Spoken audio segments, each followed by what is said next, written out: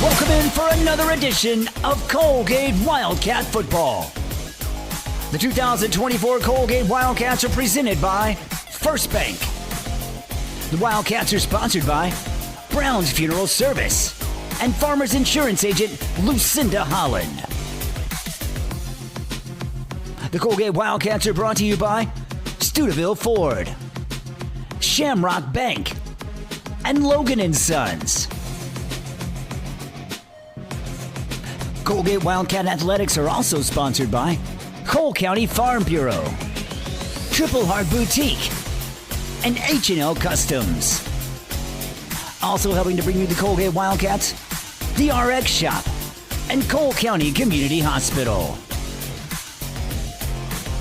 The Wildcats are sponsored in part by Flower Garden and the Cole County Tag Agency. And now let's head to the field for your Coalgate Wildcats. Beautiful game. Father, we're thankful for all the alumni and all the former students, parents that are here tonight. Father, I pray that this time would be a blessing to us and glorifying to you. Please protect our players and the players of the other team. Father, help us to just enjoy this time right now. We love you and we thank you. It's in Christ's name I pray. Amen. And welcome, everybody. We are live here in Holdenville, Oklahoma for week number 1 district matchup, Blaine, as we move from non-district play into district play. Good evening, everybody. I am Cody Newberry, joined alongside, as always, Blaine Riley on the color commentator. Nathan Harden on the camera tonight as we are staring directly into the sun. But the sun is going to have a hard time topping tonight's matchup. Couple of top 10 teams ranked in the state of Oklahoma. Number 7, Colgate Wildcats, ranked for the first time since 2018, versus the number 6 Holdenville Wolverines. Both teams undefeated. Both teams looking to get victory number 1 to start district play here in Holdenville. We'll take a break. This is the Texoma Chevy Dealers pregame show presented by First Bank. We'll be back right after this here on 107.5 KZIG, The Rock. In a world full of possibilities and firsts, you need neighbors in your corner, experts who have your back, and a cheering section to keep you going. That's why we're here. For 100 years and counting, we've been the first bank of dreaming big and the first bank of what's next. At First Bank, we believe that anything's possible, and we're here to help you believe it too. First Bank, here for possibilities. Logan & Sons in Atoka has the outdoor equipment from top brands to make your outdoor work or play a cinch. Still, Exmark, Hustler, Spartan, Intimidator UTVs, and Envy neighborhood vehicles are in stock and ready for you. Stop by today at 853 South Mississippi or call 580-889-3329. Logan & Sons, proudly supporting all our local athletes. 45% of people put off buying life insurance according to industry research. Insuring yourself and your family can help you be more prepared in the event of an illness or a tragic accident. Call your local farmer's agent, Lucinda Holland, and discover coverage options you can tailor to your priorities and budget. To learn more about your coverage options, call Lucinda Holland at 580-889-3745. We are farmers. Bum, bum, bum, bum, bum, bum. Life insurance issued by Farmers New World Life Insurance Company, Bellevue, Washington. Industry research conducted by Lima, and Life Happens in 2021. This is Eric Studeville, inviting you to buy the Studeville way. Whether you're looking for open roads or you like them built tough, there is only one way to buy your vehicle. And that's the Studeville way. Studeville Chevrolet, 851 Westside Drive in Durant, and StudevilleChevrolet.com. And Studeville Ford, 1601 South Mississippi in Atoka, and StudevilleFord.net. The Studeville family of dealerships, proudly serving you and your communities.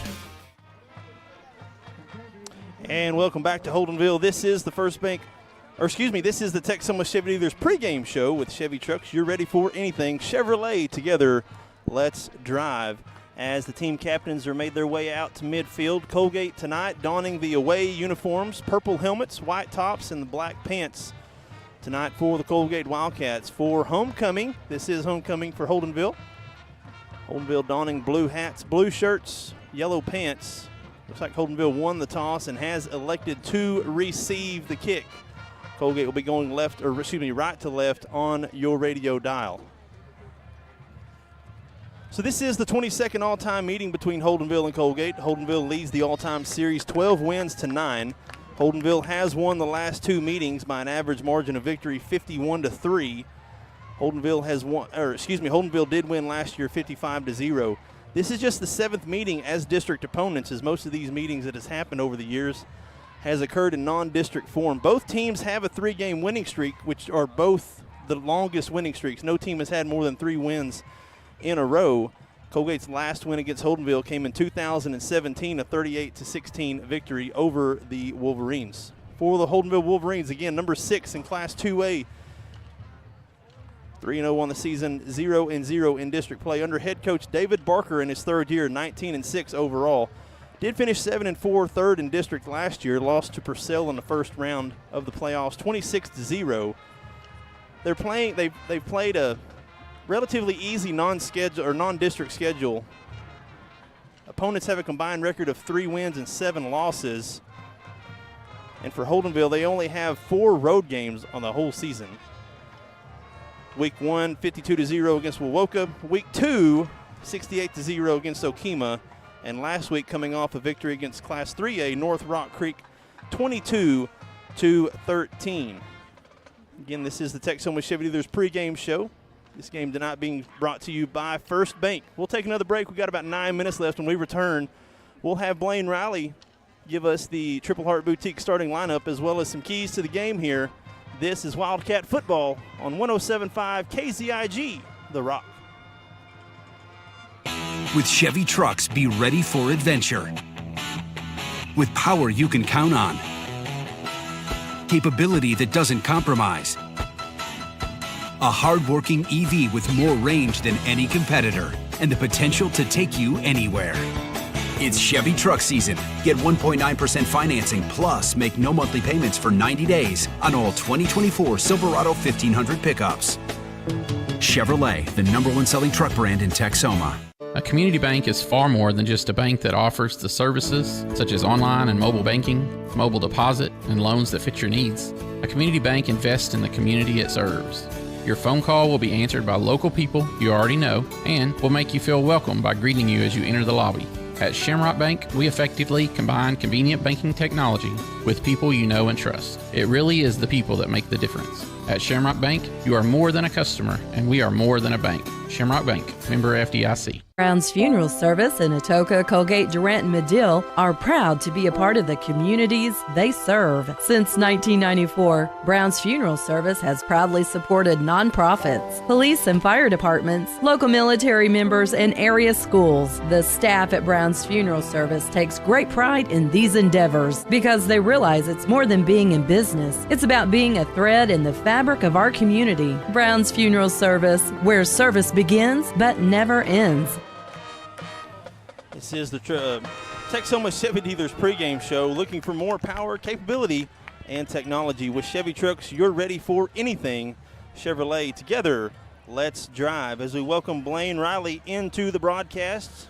Blaine, how you doing this week? Doing good. How are you, Cody? Doing just fine. Again, this is homecoming, so we've had all the homecoming festivities in and out of the way. We've got about 7 minutes left here in the pregame show. We'll move right into the Triple Heart Boutique starting lineup. You can check out Wildcat Sports Corner for all your Wildcat gear. Triple Heart Boutique, located on Main Street in beautiful downtown Colgate. All right, on offense for the Wildcats. In the backfield, quarterback number 11, Colby Brown. He's joined by running back number 25, Che Barnett. Wide receiver positions, left outside wide receiver, number 1, Trip Jones. The right outside receiver, number 10, Tristan Trevathan. The left slot receiver, number 3, Zeke Marlowe. Right slot receiver, number 13, Tate Diaz. On the offensive line, left tackle, number 72, Ethan Nelson. The left guard, number 70, Axel McNutt. The center, number 52, Jet Burris. The right guard, number 50, Coda Wainscott. And the right tackle, number 75, Caden Russell. For the Wildcats on defense, left defensive end, number 75, Caden Russell. Right defensive end, number 15, Easton Loudermilk. The nose guard, number 50, Coda Wainscott. Defensive tackle, number 64, Denny Foran. At the linebackers, middle linebacker number 3, Zeke Marlowe. Left outside linebacker number 9, Taylor Spears. Right outside linebacker number 5, Kyler Woods. Left cornerback number 10, Tristan Trevathan. The right corner number 13, Tate Diaz. And the safeties, number 25, Che Barnett, and number 1, Trip Jones. That was the Triple Heart Boutique starting lineup. You can find exciting styles and fashion with a wide variety of graphic tees and great brands such as Crazy Train, Gypsy Jazz, Very G, Mud Pie, and more. Triple Heart Boutique, a proud sponsor of all Colgate athletics.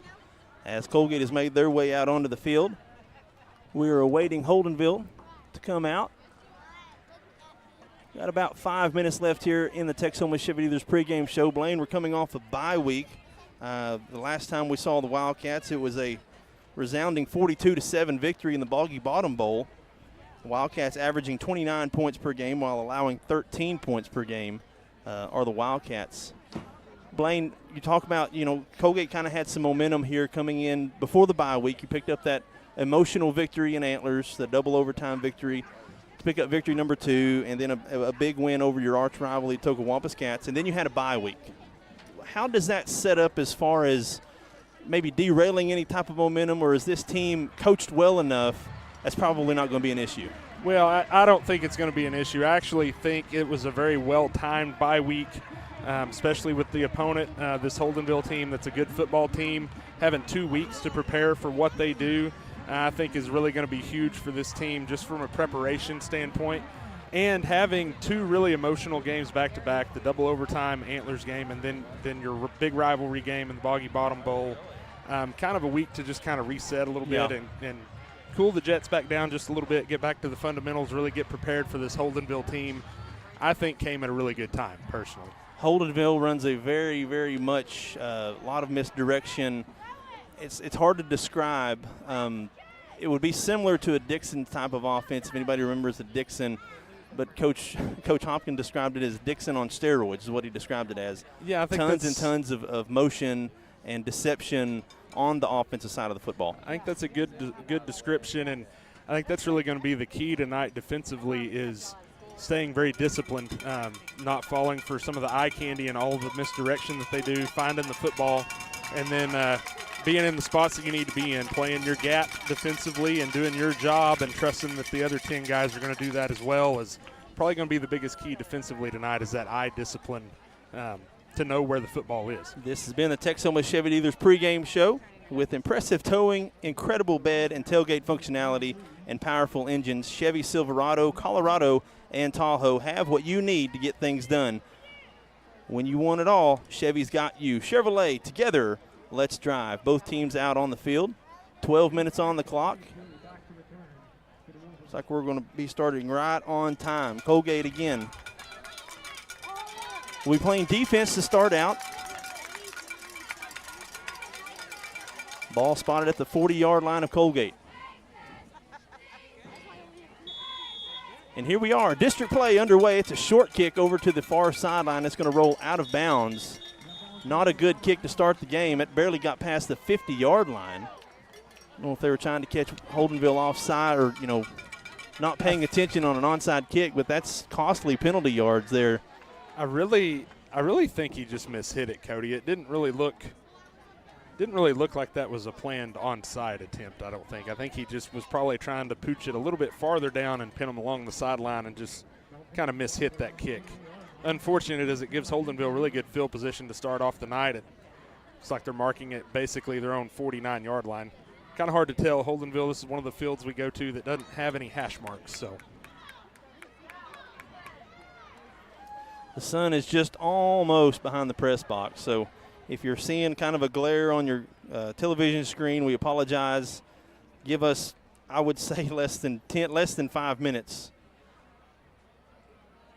They're going to mark off the penalty yards. It is I think it's a 5-yard penalty. Yes. So that's there. Holdenville's actually going to start on the Colgate side of the 50-yard line. Ball spotted at the 46 of Colgate.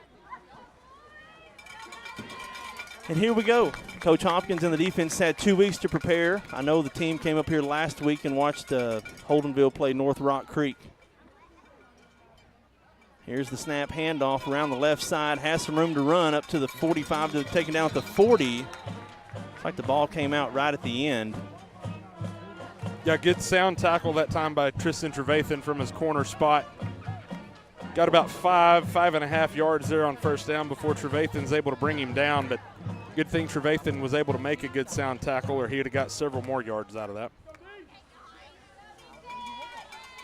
Quarterback lined up under, that's Abe Gomez, the sophomore quarterback. Now it's going to be a handoff to the running back around the right side. Has room to run to the 40, to the 35, and taken down just shy of the 30. Moves the chains. They're going to start him right at the 30-yard line. Be 1st and 10, Holdenville. Yeah, Wildcats probably going to take them a little bit to settle in defensively here and kind of just figure out how to slow down this rushing attack, as it is a really good rushing attack by Holdenville. Good job that time. Another good sure tackle by Che Barnett from his safety position, but unfortunately he gained 10 yards already by that time. 2 runs now by Holdenville, all off to the off shoulder of the tackles. Be quarterback sneak up the middle, and a good read there by the, I think it was the crashing defensive end there. Bryson Stowe getting in there. Bryson Stowe in the backfield. Rides the runner down for a gain of 2. It'll be 2nd and 8 for Holdenville. Yeah, nice play by Stowe, reading that one, getting in the backfield, getting the quarterback on the ground after just a gain of a couple on that one, short gain. Make it 2nd and about 8. 28-yard line. Henderson and Gomez in the backfield. Gomez the quarterback. Now Henderson flanking Gomez to his right. And they draw Colgate off sides. It'll be a 5-yard penalty that'll make a very manageable now 2nd and about 3 for the Wolverines. Yeah, that's what you can't do defensively against a team like this. Got to stay disciplined. I know it's hard, but got to stay disciplined and not be drawn off sides and give them free yards. You had them in a pretty good spot there for you at 2nd and 8, and now it's turns into 2nd and 3. Holdenville going left to right on your radio dial. Gomez in the backfield. Shotgun formation. Direct snap to Henderson around the left side. Has some room to run to the 15, to the 10, to the 5, and he's going to walk into the end zone. Touchdown, Wolverines. Yeah, they had that one blocked up really well, and it's, Trevathan set the edge and kind of turned him back inside, but there was just nobody from the Colgate there once he turned back inside. Nobody was able to get over there to him and get him on the ground. That's a 23-yard touchdown run for the first score of the night. Talking to Coach Hopkins before the game, he initially, he said that, probably going to give up some yards here early and may possibly some points just because you can't emulate this speed in practice. Right. Holdenville going to line up to go for 2. Gomez, shotgun formation. Gets a snap, handoff, fullback up the middle, and crosses the goal line for 2 points. And Holdenville goes up 6-0, 10:20 to go in the first quarter. We'll take our first break and be right back here. This is Wildcat Football on 107.5 KZIG, The Rock. As Oklahomans, we look out for one another, and at Oklahoma Farm Bureau Insurance, it's no different. With agents like Kevin Haney right here in Cole County, we always have someone close at hand with the advice and guidance you need to help you find affordable coverage and products for your home, auto, farm and ranch, business, life, and annuities. Please call Kevin Haney at 580-927-2324 or visit okfbinsurance.com today. Life insurance and annuity products offered through Farm Bureau Life Insurance Company. Property and casualty products are offered through Oklahoma Farm Bureau Mutual Insurance and affiliated companies. Oklahoma Farm Bureau Insurance, made of and made for Oklahomans. In a world full of possibilities and firsts, you need neighbors in your corner, experts who have your back, and a cheering section to keep you going. That's why we're here. For 100 years and counting, we've been the first bank of dreaming big and the first bank of what's next. At First Bank, we believe that anything's possible, and we're here to help you believe it too. First Bank, here for possibilities. And we're back here 8-0 in favor of Holdenville here early on. Here's the kickoff from Holdenville. Line drive down the middle. Caught at the 25. Upfield, Ms. Marlowe crossing the 35. Ball's out. And Holdenville says they have it. That was actually Bryson Stowe on the return. Looks like there's a scrum to see who has it. Wildcats did keep the football, I think. Wildcats retain possession. They will start the possession at their own 32-yard line. Lucky bounce there by the Wildcats. Yeah, good job. I couldn't tell who it was that recovered that. But good job fighting for that ball at the bottom of the pile, because initially it looked like Holdenville was going to get on that. Would have been potentially a disastrous start. Yes. So here comes Colby Brown, the sophomore quarterback, making his 4th start at quarterback. Shotgun formation. Trip Jones by himself to the left side. Stowe's going to get the start in the backfield. Here's a snap. Handoff. Stowe up the middle. Pushes the pile forward. Back to the line of scrimmage. No gain. It'll be 2nd and 10. Yeah, just not much room there on that run up the middle for Bryson Stowe. Just does get back to the line of scrimmage. No gain. Make it 2nd and 10.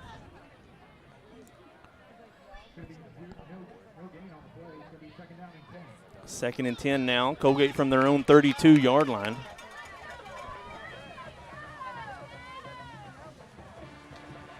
Gets a snap, looking to throw. And we have a dead ball before the play started. I don't think there was a penalty. I think there was a equipment malfunction on Holdenville. Ball's actually spotted at the 36. My apologies. No, there is a penalty of some sort. There is a penalty. Looks Must like have been an offsides. Holdenville lined up in the neutral zone. So that'll be 2nd and 5 now. That pushes the ball inside the 40 to the 42.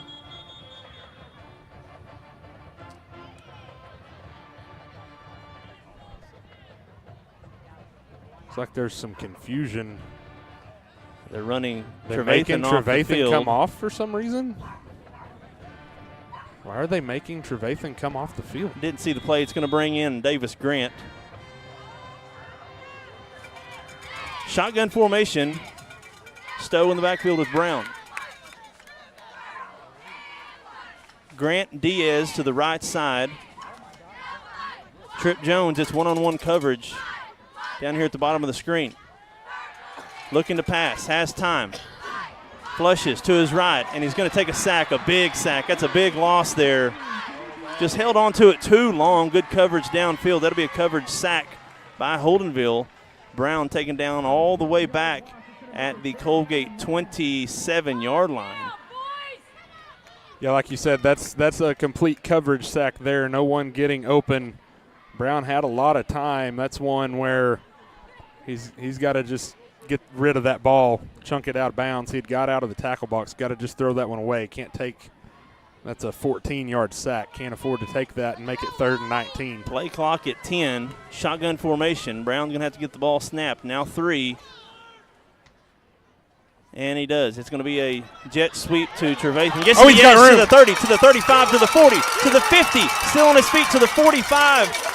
And his rides out of bounds all the way down to the Holdenville 30. No flags on the field except for the very end. Well, whatever that is, even if it's on the Wildcats, it's well after the play and you've got your first down. It's a dead ball penalty. I looked back to see if there was any laundry on the field. I didn't see anything There was extra. not farther back. It's definitely at the end of the play. It was a late hit. Unsportsmanlike maybe on Coalgate. Trevathan may have spiked the ball after it was over with. I think that might be what they're calling. It'll be unsportsmanlike on Coalgate, so that'll be a 15-yard penalty after the play. But because it's dead ball, yes, it'll still just be 1st and 10 after they mark off the yardage. So the play was to the 26 is where they spotted him out of bounds. It should come back to about the 40. About the 41, roughly. But let's talk about the play. A really nice executed kind of end-around jet sweep to Trevathan on 3rd and long, just trying to get some decent yardage and see what you could do, and it ended up having really good blocking, a nice move in the hole by Trevathan to get that huge gain and get you a first down. Really big play to get you a little bit momentum offensively, a little spark after that big sack. Here early on, Holdenville's playing their linebackers really close to the line of scrimmage. If you're able to bust through that second round of coverage on defense, there's a lot of room to be had for the Wildcats. Same formation, 3 receivers to the right side. Stowe flanking Brown to his left. Gets a snap, handoff. Stowe up the middle, bounces it out to the right. Falls forward, crossing the 40 down to the 39-yard line. Picks up a couple. It'll be 2nd and 8 now for the Wildcats. Yeah, nice move in the hole that time by Bryson Stowe to get a couple yards there. It was His initial running lane was covered up pretty good by Holdenville, but he bounces it to the outside and gets a couple of yards on it on first down to make it second and about 8.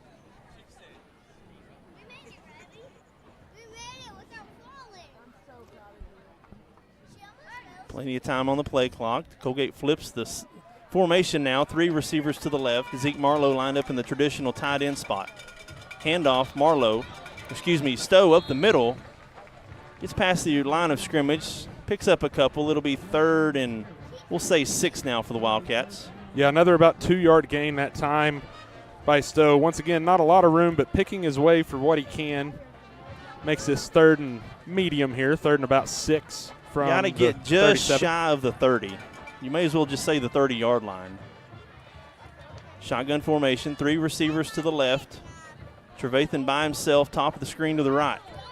Stowe still in the game at running back. Gets the snap is Brown. Looking to throw. Has time, throws across the middle. Caught by Jones at the 25. Tackled at the 20. Jones jumped up to catch that out of midair. Nice pass there by Brown to lob it over the sinking linebacker. Good play there. It'll be 1st down and 10 for the Wildcats at the Holdenville 20. That's a really nice throw by Colby Brown. Like you said, hitting that in-between window between the linebackers, short of the safety. Good job by Jones running that route, catching that ball, gain of 17 and a 1st down. Split receivers now, 2 to both sides. Brown gets the snap, looking to throw. Blitz picked up, throws across the middle and throws behind Marlowe. Dangerous pass there. Almost picked off by the safety. Brown was throwing that off his back foot as he had a defender in his face. Falls incomplete. Be 2nd down and 10 now from the Holdenville 20. Yeah, fortunate to not have that one get picked off. He was trying to find Marlowe on that route up the seam, but like you said, had some pressure in his face pretty quickly and just wasn't able to step into that throw. Colby Brown on the season completing 65% of his passes for 624 total yards. 40 out of 68 thus far through 3 games is Colby Brown. Really good for the first-year sophomore quarterback. Gets a snap, rolls to his right now, handoff, trying to miss direction, and Holdenville read that. They're going to lose a yard on the play back to the 21.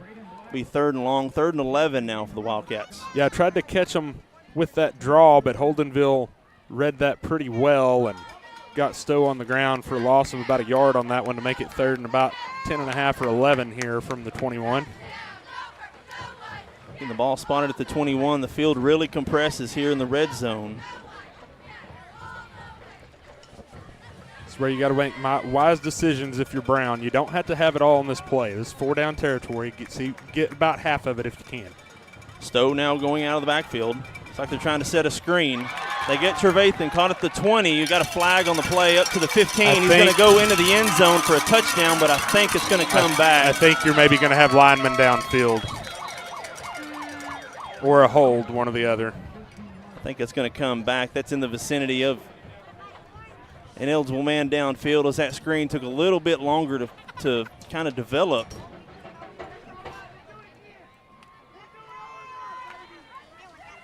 The officials are now discussing it. Well, see, is there maybe almost 2 different penalties because you have one flag in the middle of the field and another over here on the side. Guess they are for the same thing. Holding will be the call against the Wildcats. I think are they going to mark it from this penalty, this flag, or that one? I guess they're going to mark it from the one furthest back, of course. So they're going to mark it from the line of scrimmage. So it'll be 3rd and about 16 now. We'll say 3rd and 17 for Colgate. Got to get to the 10-yard line. The ball spotted around the, say, 28. 3 receivers. Trip Jones by himself has no safety help on this side of the field. He's been guarded number 2 low, a freshman out here.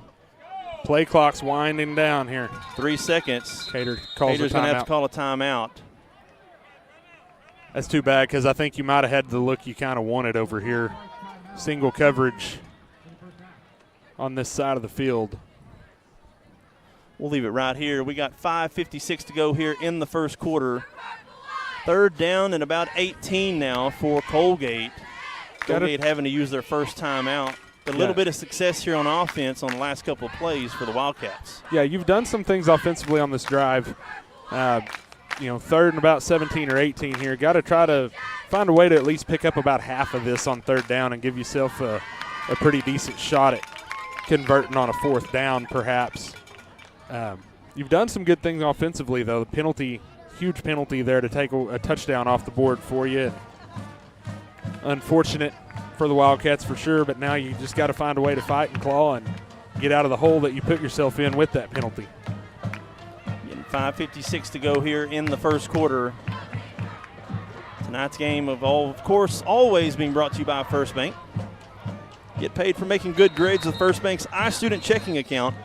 Good for grades 13 to 21. For more information, visit any First Bank location and ask about First Bank's iStudent checking account. Colgate's going to come out in the same formation. They're going to bring a different defender now over here on Trip Jones. Still have single coverage on Trip Jones. Looks like man across the board. 3 receivers. Holdenville showing blitz. Here they come. They get through, and Brown's going to take a big sack. Holdenville sent the house on that play there. I think they just sent more defenders than there were linemen, and Brown takes another sack. That's 2 big sacks so far here in the first quarter, all the way back to the 41-yard line. It's 4th and forever. Got to get down to the 10-yard line. Yeah, at this point, wouldn't be surprised if you just throw it to the end zone. Either that, or I would think about punting this personally, and they may back up and do that pooch punt after they try to draw them off sides. I think that is what they're going to do. Brown now takes a couple of steps back. Brown with a pretty good kick there. Fielded at the 10, up to the 15. Gotta get him on the Sheds ground. the defender, still on his feet at the 15 to the 20, to the Colgate side of the 25 to the 30, still on his feet. And he's going to walk out of bounds. We got a flag at the end here.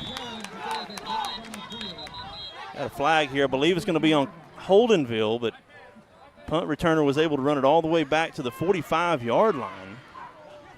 35-yard punt return there. He was not looking to get hit at all. He was looking for the out of bounds. Yeah, and I think what they're going to get is I didn't see what they called, but I think it was maybe kind of a late hit on a block right at the boundary. They push it back 10 yards. Blocking the back is what the PA announcer here at the field said. Holdenville's going to start this possession at their own 35-yard line. All plays so far from Holdenville have been around the edge. Nothing has been up the middle. They're running away from Wayne Scott and forehand. Gomez, direct snap to Henderson around the left side. Better job that time. Flags everywhere. Henderson's going to lose 5 yards back to the 30. Really strung out nicely by Zeke Marlowe and several other Wildcats. I think you're going to have a hold in the backfield against Holdenville as well. And I think on that you probably 15. You probably decline it. Yeah. Take the down. Yeah, I would think that would be the call here, because if you accept it, it'd be first and 15. Yeah. Ball's going to be at the same spot either way pretty much, so might as well take the down. You got them behind the 6 there. Really nice play defensively by several Wildcats. Zeke Marlowe comes shooting through that hole and really helped set the edge out on that right side, as well as a couple other Wildcats were over there. I believe Taylor Spears as well did a good job stringing that one out. 4:45 to go here in the first quarter. Gomez, shotgun quarterback. Gets the snap up in the air. Fumble. Ball's on the ground. Think Wildcats got it. They did. Colgate recovers. That was a high snap. Gomez fumbled it. Landed on the ground. I couldn't tell who come up with it, but the Wildcats have it at the Holdenville 27-yard line.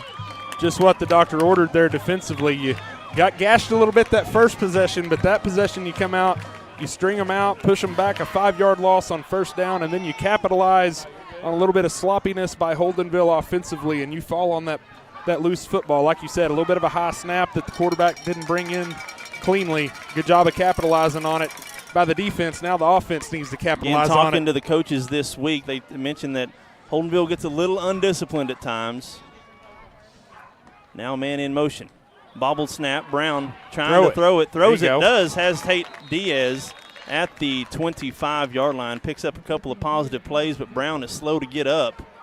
I think that might have actually originally been supposed to be a handoff to Trevathan on the jet sweep, but Brown kind of bobbled it and then just did a good job of finding Diaz standing there for a couple-yard gain there. It's that gain of 1. It'll be 2nd down and 9 from the Holdenville 25-yard line. Hemphill now in the game for this series at running back. 3 receivers to the left. Trevathan by himself to the right. Handoff, Hemphill. No, throw across the middle. Batted down. Good play there by the defensive line. Get their big paws up and bat that ball down. Brown a little bit smaller in stature, so Holdenville saw that. Got their hands up in the passing lane. Falls incomplete, 3rd and 9. Did a good job. What the linemen have to start doing if Holdenville's going to do that. You got to really jab those hands in the ribs as they start to go up like that. That's kind of the answer to get them hands back down and help Brown out a little bit. 3rd and 9 for the Wildcats. Split receivers. Brown gets a snap, looking to throw. Has time, throws it across the middle, and intercepted. Threw it into double coverage at the 15. Has some room to run back to the 30, to the 35. And Brown makes the tackle, but he's slow getting up. Probably a pass that Kobe Brown might want back when he looks back at the tape.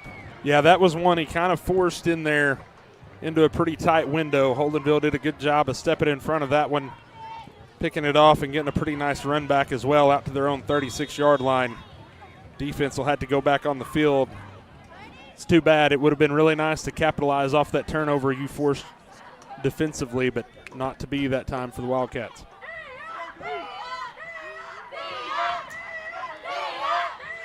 I think Colgate's short a defender.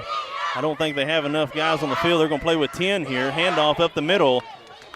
Gets crossing the 40, taking down shy of the 45. Picks up about 7. It'll be 2nd and 3 now for Holdenville. Probably not a bad play defensively for playing with 10 men to hold them to about a 7-yard gain there. It looks like Colgate's got an 11th man running onto the field now. Coach Hopkins going to call timeout. So 2 early timeouts by the Wildcats. We'll take one with them. We'll be right back here. 107.5 KZIG, The Rock.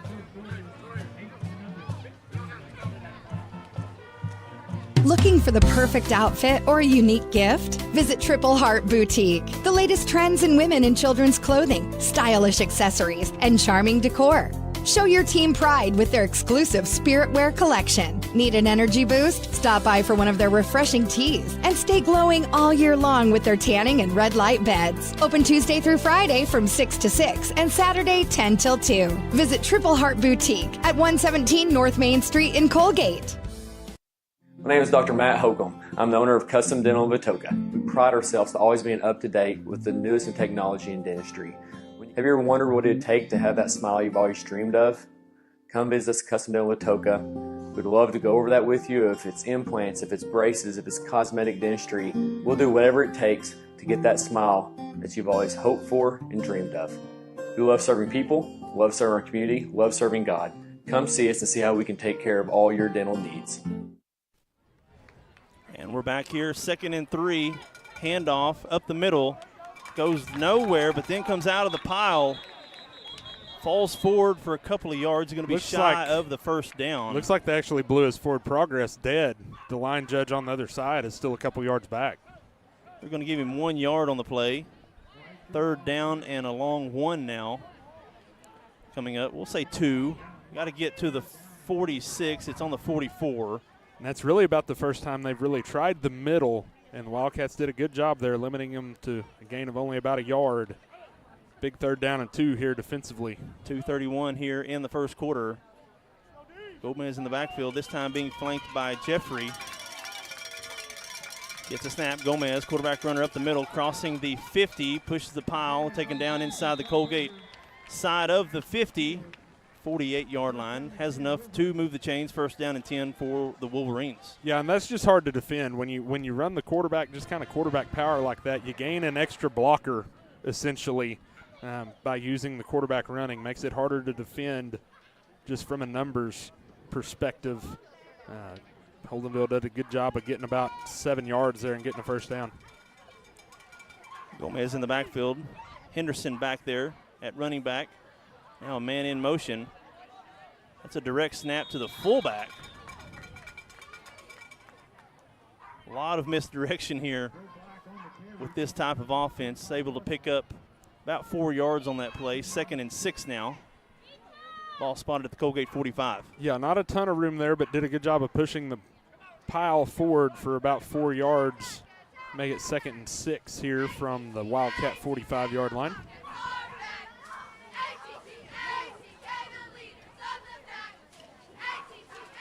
Holdenville walks up to the line of scrimmage. 20 seconds on the play clock.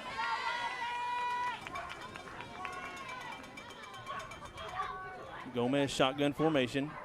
It's a direct snap to Henderson. Tries to get to the left side, being strung out. Now finds a hole. Plants foot up to the 40, to the 45, pushed out of bounds. Just past the 35-yard line. Looks like they're going to give him up to about the 32. Another first down and 10 for Holdenville. Yeah, another good run that time, getting about 13 yards there. Going back to the edge of this defense. Wildcats having a hard time so far setting that edge defensively on those stretch plays out wide.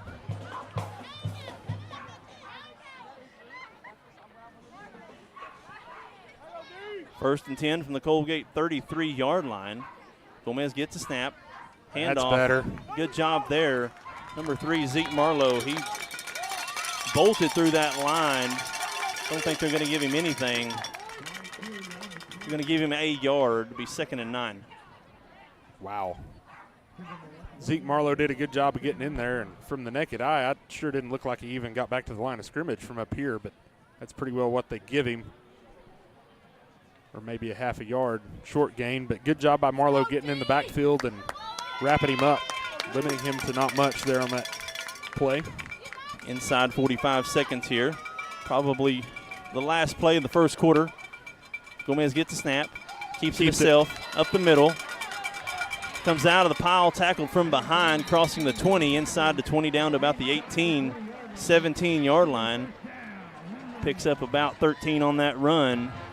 Moves the chains again, first down for Holdenville. Yeah, and that's one defensively you just got to wrap up a little better. You had all sorts of guys right there at the point of attack, just nobody wrapped the quarterback up. A little bit of poor tackling on that play by the Wildcats. Holdenville driving. They do have to run a play. They haven't started the game clock. Don't know why the game clock is stopped. So Holdenville's going to be forced to run a play here. Play clock at 5. Henderson with the snap to the right side, crossing the 15 to the 10, bounces off tackler and dives for the end zone. He's going to be short of the end zone. They're going to mark him at the 1. Stops the clock with 13 seconds. It'll be 1st and goal for Holdenville from the Colgate 1-yard line. Yeah, just hard to defend. Once again, getting the edge. Holdenville does a good job of blocking up that edge and getting a running lane for the back. Gomez gets a snap. Quarterback keeper up the middle. And we got a flag in the backfield. And I think he's short as well, and a flag. We have a hold against Holdenville, so that'll help the Wildcats. They're on that hold. Yeah, it should push it back out to what, about the 10, 11-yard line? Right at the 11. Just past the 10, basically. 8-0 is the score here early on in the first quarter. And that will do it for the first quarter. We're at 0. Holdenville 8, Colgate 0. Holdenville looking to add some more points as they're 2nd and goal now. From the Colgate 10, we'll take a break and be back here. This is 107.5 KZIG, The Rock. Logan & Sons in Atoka has the outdoor equipment from top brands to make your outdoor work or play a cinch. Still, Exmark, Hustler, Spartan, Intimidator UTVs, and Envy neighborhood vehicles are in stock and ready for you. Stop by today at 853 South Mississippi or call 580-889-3329. Logan & Sons proudly supporting all our local athletes. In a world full of possibilities and firsts, you need neighbors in your corner. experts who have your back, and a cheering section to keep you going. That's why we're here. For 100 years and counting, we've been the first bank of dreaming big and the first bank of what's next. At First Bank, we believe that anything's possible, and we're here to help you believe it too. First Bank, here for possibilities. And we're back here in Holdenville. As we start the second quarter, Holdenville leads 8-0. Ball spotted. Holdenville has possession now. We've got a flag over on the sideline, on the Holdenville sideline. We do have a flag. This is, or maybe he was just practicing. He was just practicing his flag throw, I guess. Flag throw, no penalty. I got to remember how to get this thing out of my pocket, I guess. So it'll be first and goal after that first down penalty from the 10. It'll be a reverse. Down to the left side, sheds a tackle up the middle. He's and short. I think he's going to be short. Oh, yeah, he is short. Mark him at the half-yard line. It'll be second and goal now for Holdenville from about the half-yard line. Easton Loudermilk just couldn't quite get him on the ground. Got a piece of him, but couldn't quite get him on the ground out there on that edge, on that misdirection. Good effort by Loudermilk, just couldn't quite get him on the ground. So Holdenville is back to where the first down started a couple of plays ago. We flip sides of the field now. Holdenville right to left on your radio dial. We are looking back off to the south. Gomez gets the snap. Quarterback keeper up the middle. Pushes the pile. And second effort. We have no mark. And I think he's short. No, they're saying touchdown now. Well, my question is, to me, he looks like he's going forward before the snap on that play, personally. It's very slight, but looks like he's really kind of was getting a start moving forward from the quarterback position before the ball came to him. So it is a touchdown for Holdenville.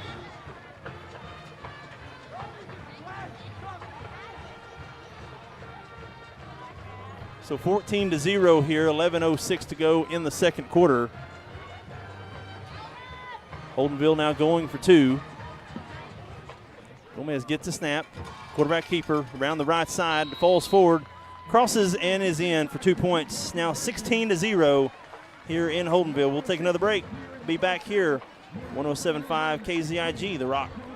The RX shop is now under new ownership. Jason and Sedana Lanig and their two daughters are longtime residents of Caney and are looking forward to continuing the same great service for you and your family. They're excited for this opportunity to serve our community and invite you to let them help you with your healthcare needs. Call 580-889-3331, 580-889-3331, or come by 872 West 13th Street in Atoka. RX Shop thanks you for shopping local. With Chevy trucks, be ready for adventure. With power you can count on. Capability that doesn't compromise. A hard-working EV with more range than any competitor and the potential to take you anywhere. It's Chevy truck season. Get 1.9% financing plus make no monthly payments for 90 days on all 2024 Silverado 1500 pickups. Chevrolet, the #1 selling truck brand in Texoma. Holdenville gets set to kick off again. They now lead 16-0, 11:06 to go in the second quarter.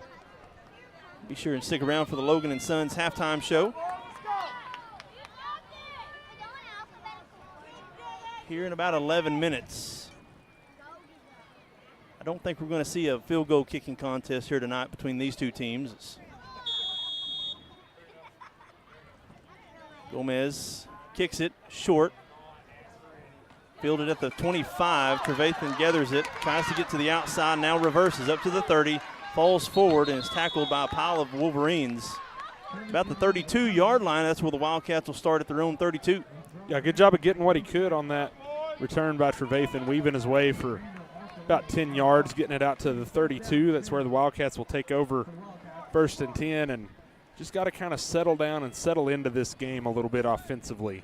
Seems like you've done some good things at times. You've moved the ball a little bit, but just got to settle in, settle down, get in a good rhythm.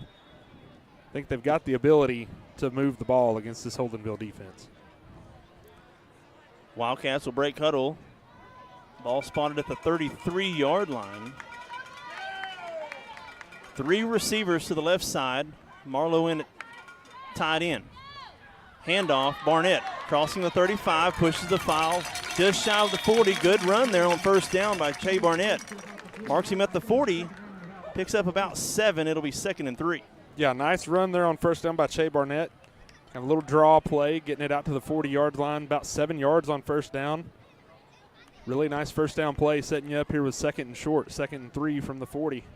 We talked about how the kind of each possession is a different running back's possession. All 3 running backs, Stowe, Hemphill, and Barnett, are all within 5 carries of each other on the season. Man in motion, handoff, Barnett up the middle. Follows the pile. Right at the line to gain. I think he's going to be about a yard, maybe half a yard short. It'll be 3rd and 1 now coming up. Yeah, good job keeping those legs churning, pushing the pile forward to make it 3rd and about 1.5 here. Wildcats are going to go jumbo. Bringing in Denny forehand. Wildcats quickly to the line of scrimmage. Wishbone. Brown under center. Gets a snap. Handoff. Hemphill lowers his shoulder. That's a first Gets down. enough for the first down. Needed about 1.5 yards. Got 2. First down and 10 for the Wildcats. Yeah, he did a good job of just following his blockers. He got behind big number 64, Denny forehand, and just pushed the pile forward for the 2 yards he needed for the first down. Good short yardage play there to get that first down for the Wildcats. We found the short yardage formation for the Wildcats there, as we've seen that a couple of times this year on 2-point conversions. 3 receivers to the left side. Hemphill now in the backfield. Trevathan in motion. Jet sweep, handoff. Trevathan tries to get the outside, but Holdenville reads that much better. Trevathan's going to lose 2 yards on that, back to the 41. It'll be 2nd and 12. Yeah, just read pretty well that time by the Wolverines, and also good job of getting off blocks out on the edge. Just kind of refusing to be blocked and getting in the backfield, getting Trevathan for a loss of about 3 there on first down. Trevathan now by himself to the right side. Holdenville showing blitz. Got single coverage. If you can block it up well enough to take a shot to Trevathan, you might have it here if you want it. Henderson now comes over to guard Trevathan. It's going to be one-on-one man coverage here at the bottom of the screen. Play clock dwindling. 3 seconds. Brown gets the snap. Blitz coming. Quick pass, Trevathan. Screen. Tries to get back Just to the middle. go forward. Now dances around. Does get some positive yards on that up to the 45-yard line. It'll be 3rd down, and we'll say 8 now for the Wildcats. Yeah, Trevathan probably kind of danced around a little bit too much on that one. Just get it and go forward behind that block that you had out there on the edge. I think he might have ended up getting more, but nonetheless, as it was, did get a little bit more than the yardage that he lost on first down back, make it about 3rd and 9 here from the 45. Got to get to the Holdenville 46-yard line. Ball at the Colgate 45. 7:40 to go. 3 receivers bunched up to the left side. Brown gets snap. Blitz coming. Quickly throws across the middle, and it's batted down. Could have been intercepted there, but Marlowe ended up going from receiver to defender and batted that ball down. Yeah, good play by Marlowe to knock that one down out of harm's way. They're just they're getting a lot of pressure in the backfield. Are the Wolverines right now. Brown doesn't really have time to set his feet and find the man that he's wanting to find on these pass plays consistently. He's going to line up to go for it here on 4th down.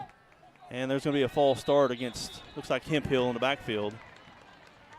Got to figure we're punting now. Here comes the punt unit for Colgate.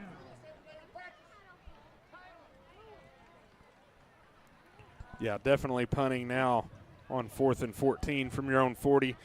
Don't think they were going to go for it there on 4th and 9 anyway. I think they were trying to see if they could get a free 5 yards by getting Holdenville to jump.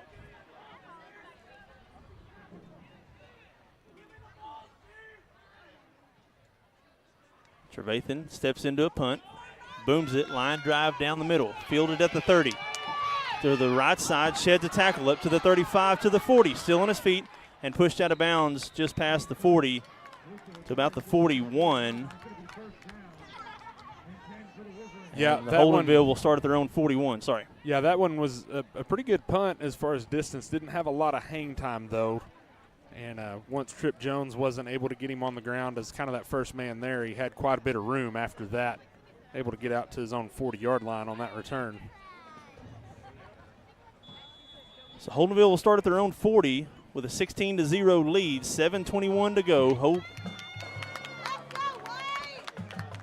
Colgate will have possession coming out of halftime. Holdenville yet to punt tonight.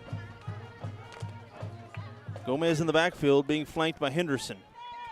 Gomez going to keep it himself up the middle, lowers his shoulder, crossing the 45 to the 50 inside the Colgate territory. Moves the chains, gains 12 on that run. Down to the Colgate 48-yard line. Yeah, good job following his blockers there and picking his way, paving a nice lane for him. Wildcats have just got to find a way to figure out that play a little bit. It's been very successful for the Wolverines so far. Holdenville now quickly back to the line of scrimmage. Same formation, Gomez and shotgun. Henderson flanking to his right. Now handoff Henderson up the middle. Sheds the tackle and he's going to go to the 30, to the 20, to the 15, to the 10. Looks back at Trevathan. Touchdown, Holdenville.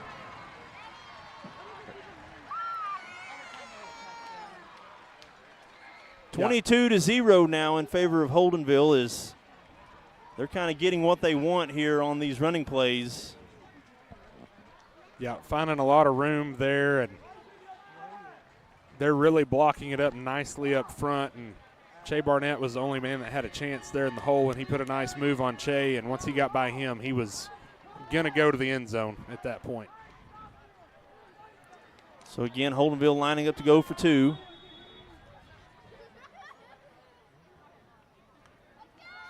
Same formation, Gomez gets a snap. Handoff Henderson around the right side, and a C's part, but we have a flag. I think we will have a hold against Holdenville.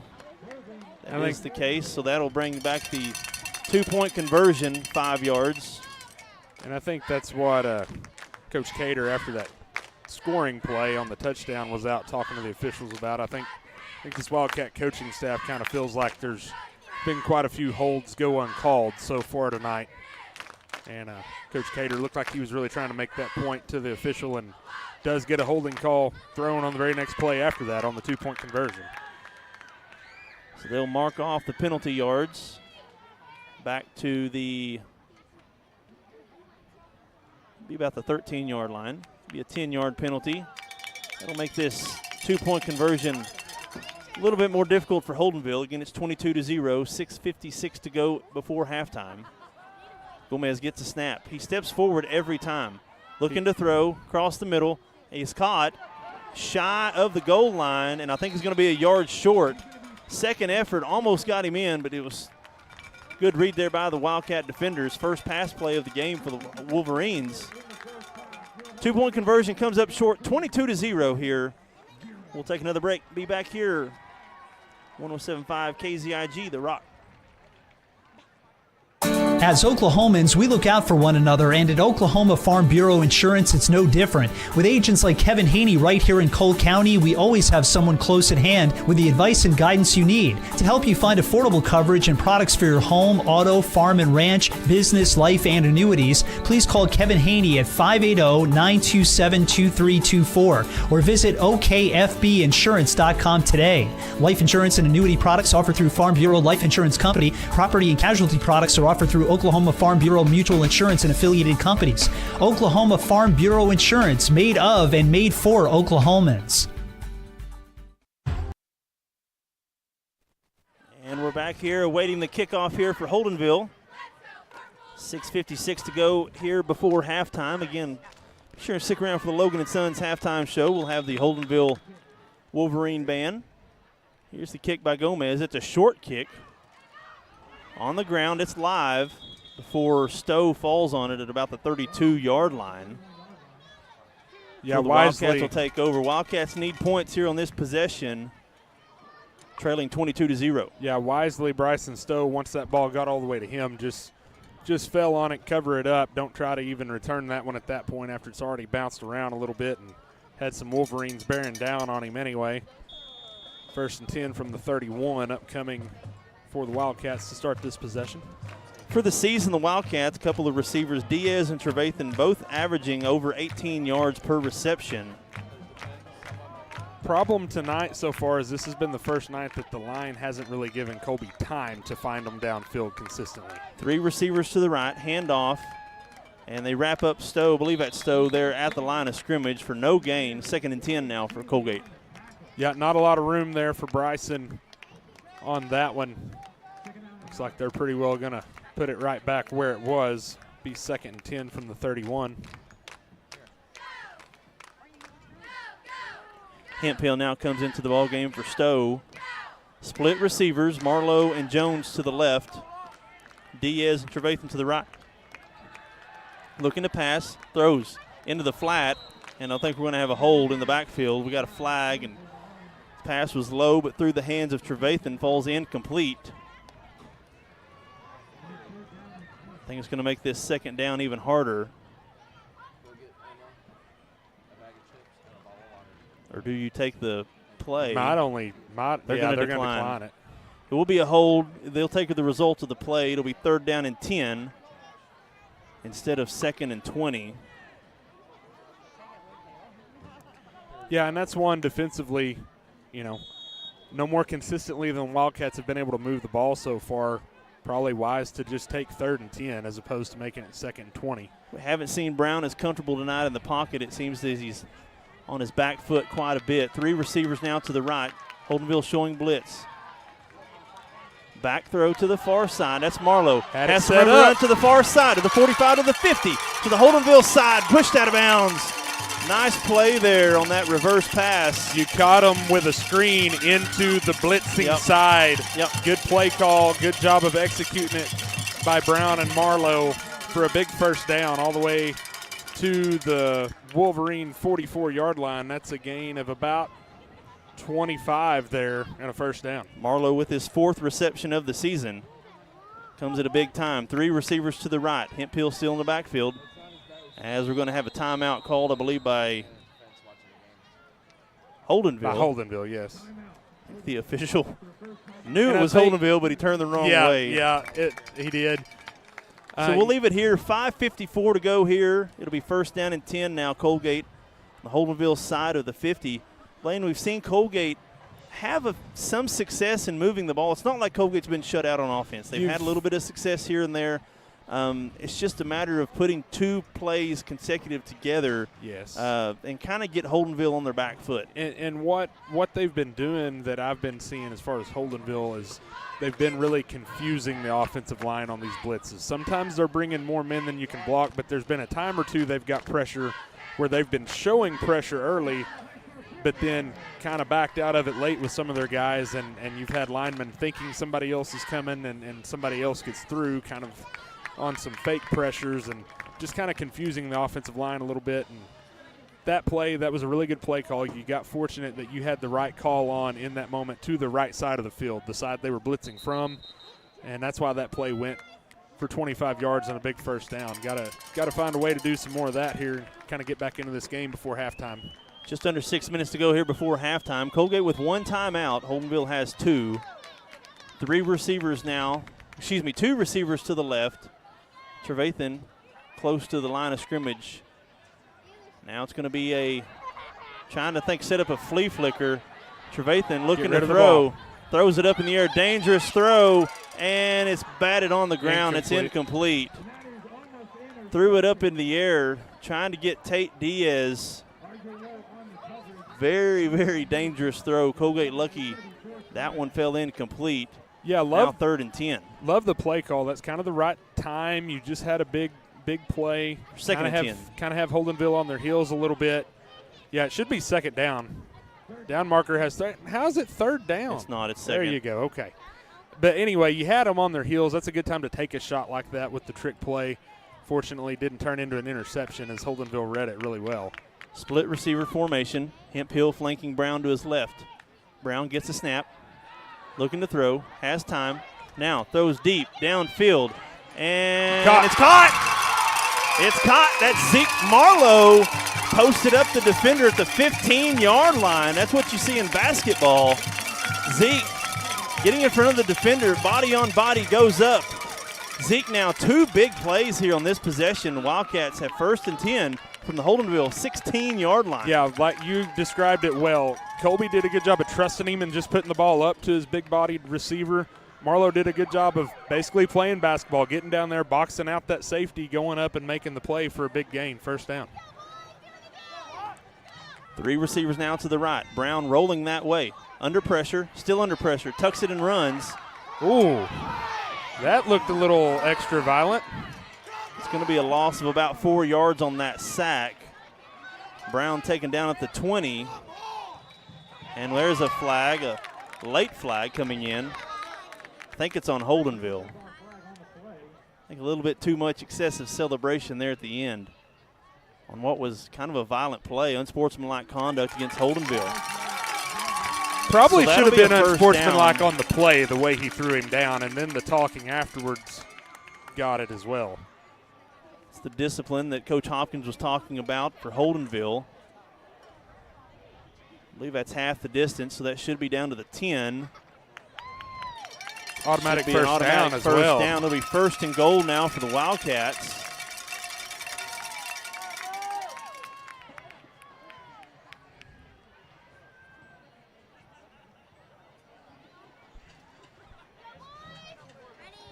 Now they're saying still it's still got the second down. A markers up. personal foul is an automatic first down, is it not? So it'll be 2nd and 5.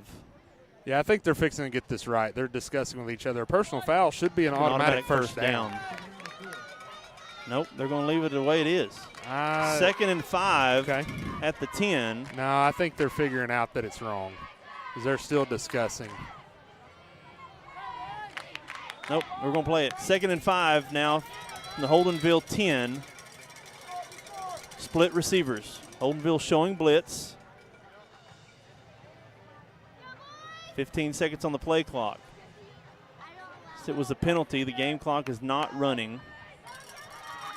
Play clock now at 5. Brown gets the snap. Quick throw. Near side and jump to play. That's intercepted. Good play there by Henderson. He read that play all along. It's supposed to be a quick pass to Trevathan, but Henderson jumped that pass to pick up the 2nd interception of the night for Brown, and Holdenville shuts the door on Coalgate as they'll now take over at their own 8-yard line. Yeah, it's too bad. You had a good drive going and just kind of feel like for the first time all year, Colby looks a little young tonight. So Holdenville now takes over possession, 4:45 to go. Holdenville at their own 8-yard line. Gets a snap. Gomez following a blocker. Comes out of the pile down to the 15-yard line. Picks up about 7 yards on that run. 2nd and 3 now from the Holdenville 15. Yeah, just too much room initially. He's 7 yards downfield before he's touched, and it's not a real good recipe to get this offense shut down, as they'll have 2nd and about 3 here after that run. Holdenville, plenty of time on the clock, 4:20. They do have 2 timeouts.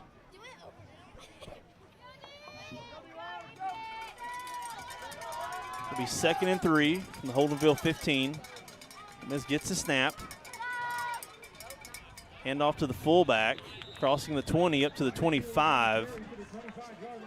I'm gonna lie, they kind of confused me as to who had the ball. Yeah, this is a very well-ran offense. It's very hard to defend. It's just so much movement, so much motion. Hard at times to even tell who has the ball. 1st and 10 from the 26. Yeah, they're finally going to call him for moving too early. Should have called it 14 times by now. That'll be a false start against the backfield there, as Henderson and Gomez both get a little bit extra. They start about ahead. A half a second. They start a too beat early. ahead on every play. So that'll be a false start. Be a 5-yard penalty, pushes them back to the 20.5-yard line. Make it 1st and 15 after that. 3:41 to go. 1st and 15 from the Holdenville 20. He's moved early again. Handoff, fullback, up the middle. Has some room to run to the 30. Taken down by a host of Wildcats at the 35. The Powell pushes it up to the 37. Moves the chains. 1st down and 10 for Holdenville. Yeah, just a good push and dragging extra Wildcats down the field for extra yards. 17 yards and a 1st down. Handoff Henderson around the right side. He's got room to run. The Burners are on to the 40, to the 30, to the 25, to the 20. 15, 10, 5, touchdown, Holdenville. Just too much speed on that play once he got through the line. Che Barnett was the only man that had a chance for the Wildcats at that point, and he just couldn't quite run him down. That's a 63-yard touchdown run for Holdenville. 28-0 now, 3:20 to go here before halftime. As it's been all Holdenville here tonight, here in the first half.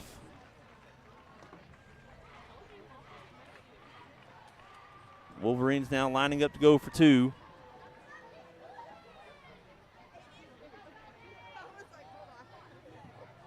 Gomez under center, gets a snap, handoff to the running back around the left side. And I think Forward Progress is going to have a successful 2-point conversion. Holdenville goes up 30-0, 3:20 to go here in the second quarter. We'll take another break. Be back here on 107.5 KZIG, The Rock. Looking for the perfect outfit or a unique gift? Visit Triple Heart Boutique. The latest trends in women and children's clothing, stylish accessories, and charming decor.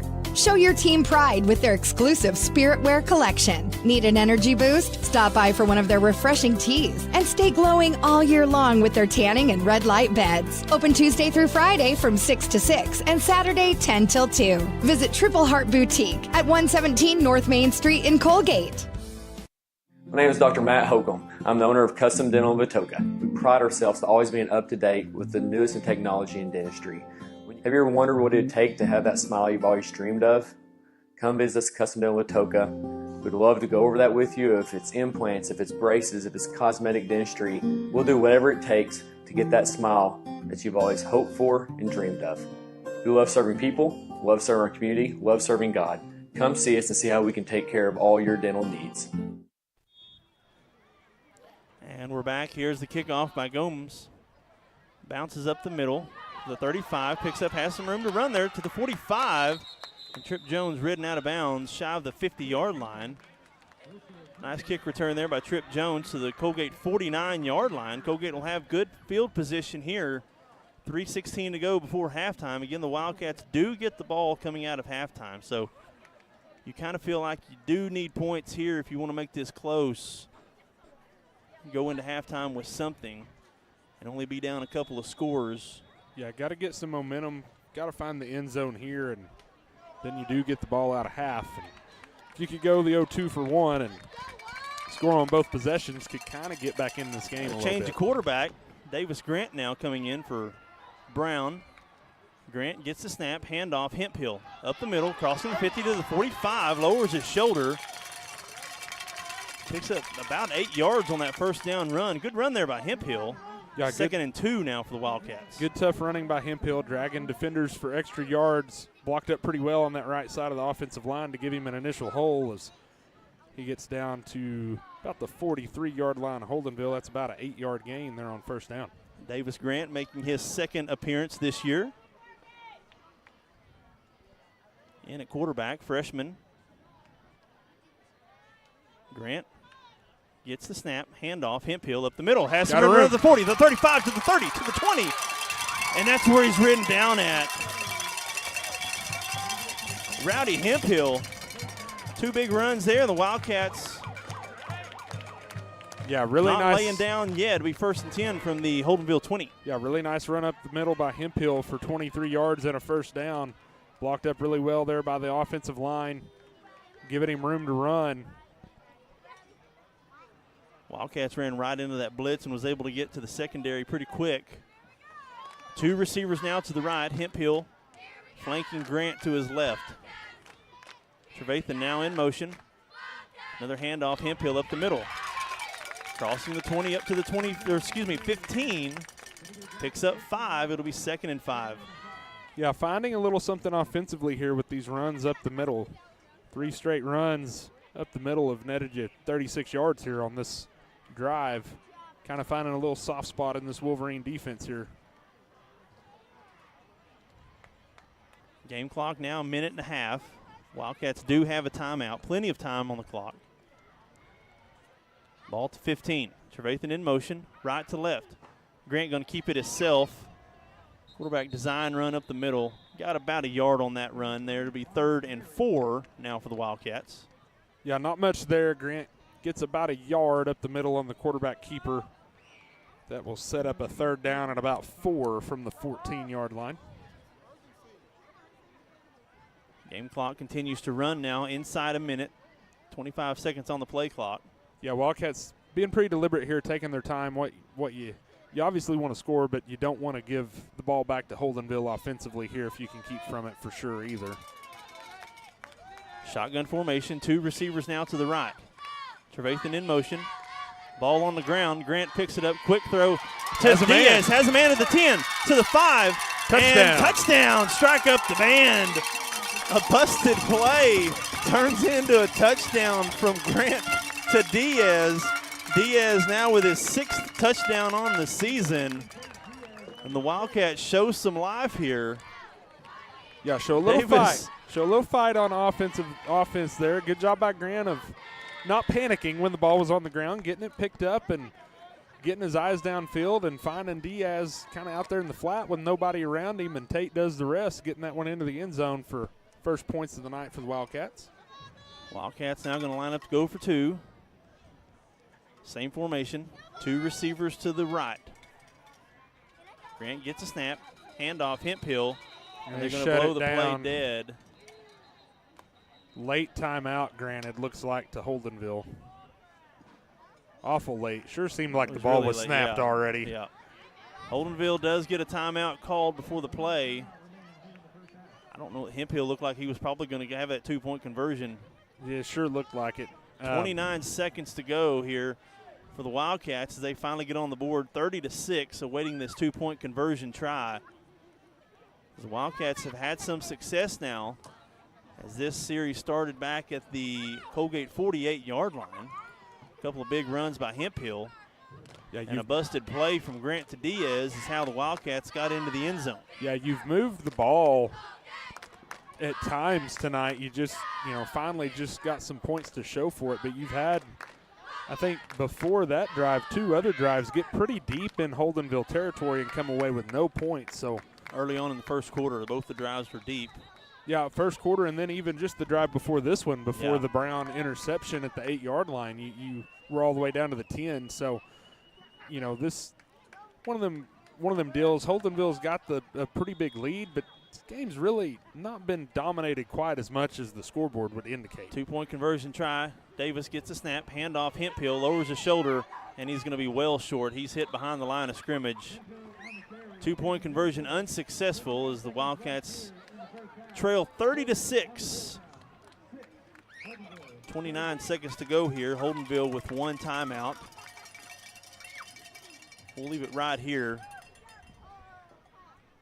as the Wildcats show some signs of life. Again, offensively, Holdenville's been able to get everything they want so far running the ball. We'll have some first half stats here on the Logan & Sons halftime show.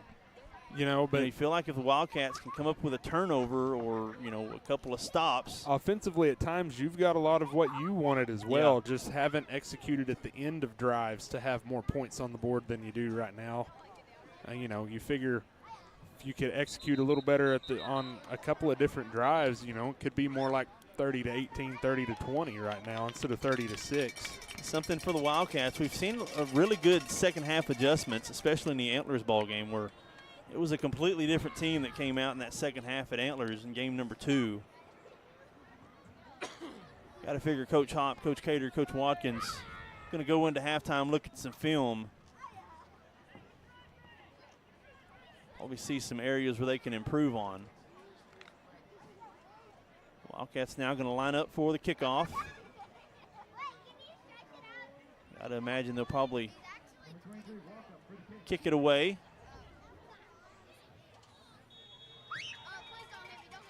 Here's the kick. Kick to the sideline. Picked up at the 25 to the 30 to the 40. Still on his feet to the 45. And we're going to have a face mask. Going to have 15 yards added on to this. They're going to spot him at the Holdenville 46-yard line, but you're going to add 15 yards onto this. And Holdenville is going to have a really good field position with 20 seconds and 1 timeout. Yeah, that should put the ball at about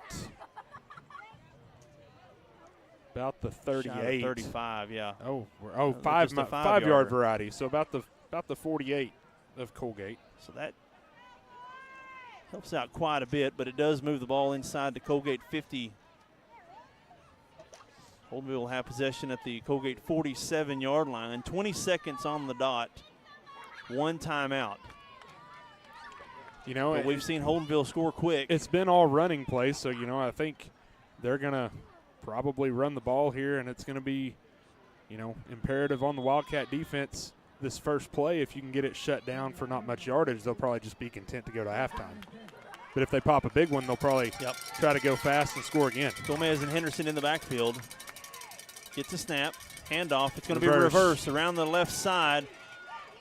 Good play there by Loudermilk to stretch it out. Still on his feet. Crossing the 45 and taken down at the 40. Picks up about 8 yards on that run, and he went out of bounds, so they stopped the clock.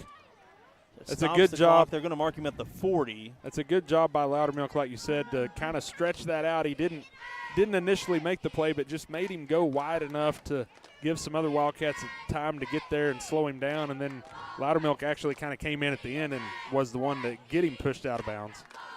9 seconds. Gomez and Henderson again in the backfield. Gets a snap. Same play. Reverse around the right side. Henderson very shifty. Ball's out. I think Colgate got it, but there's 2 seconds on the clock. It looked like Colgate got it. Colgate does have possession. There's the turnover you need, but you just wish you had a little more time on the clock.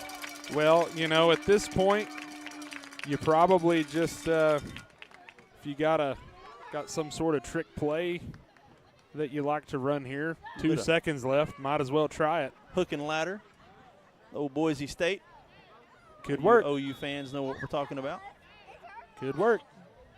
It has worked before. No, Grant has a big arm.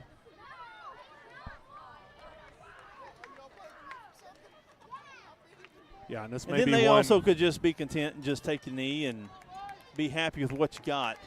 Probably tell by formation here. I'm saying we're probably running a play of some sort, not taking a knee. 2 receivers, 3 seconds on the play clock. Blitz coming. It's going to be a handoff. Hemphill has to run to the 45 to the 40 and taken down. So the Wildcats may have found something here with Hemphill. You found room up the middle running going into the second half. Last possession and then that play there, that was a 17-yard gain. Just unfortunately, you only had 2 seconds on the clock, but good run. You may have found a little something moving into the second half there. Coach Cater talking things with the boys before heading to the locker room. All explaining to them, hey, we're not out of this. You're down 24. If you get all your 2-point conversions, that's 3 possessions.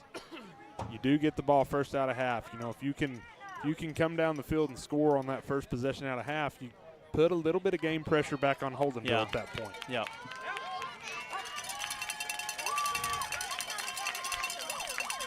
So stick around. This is the Logan & Sons halftime show.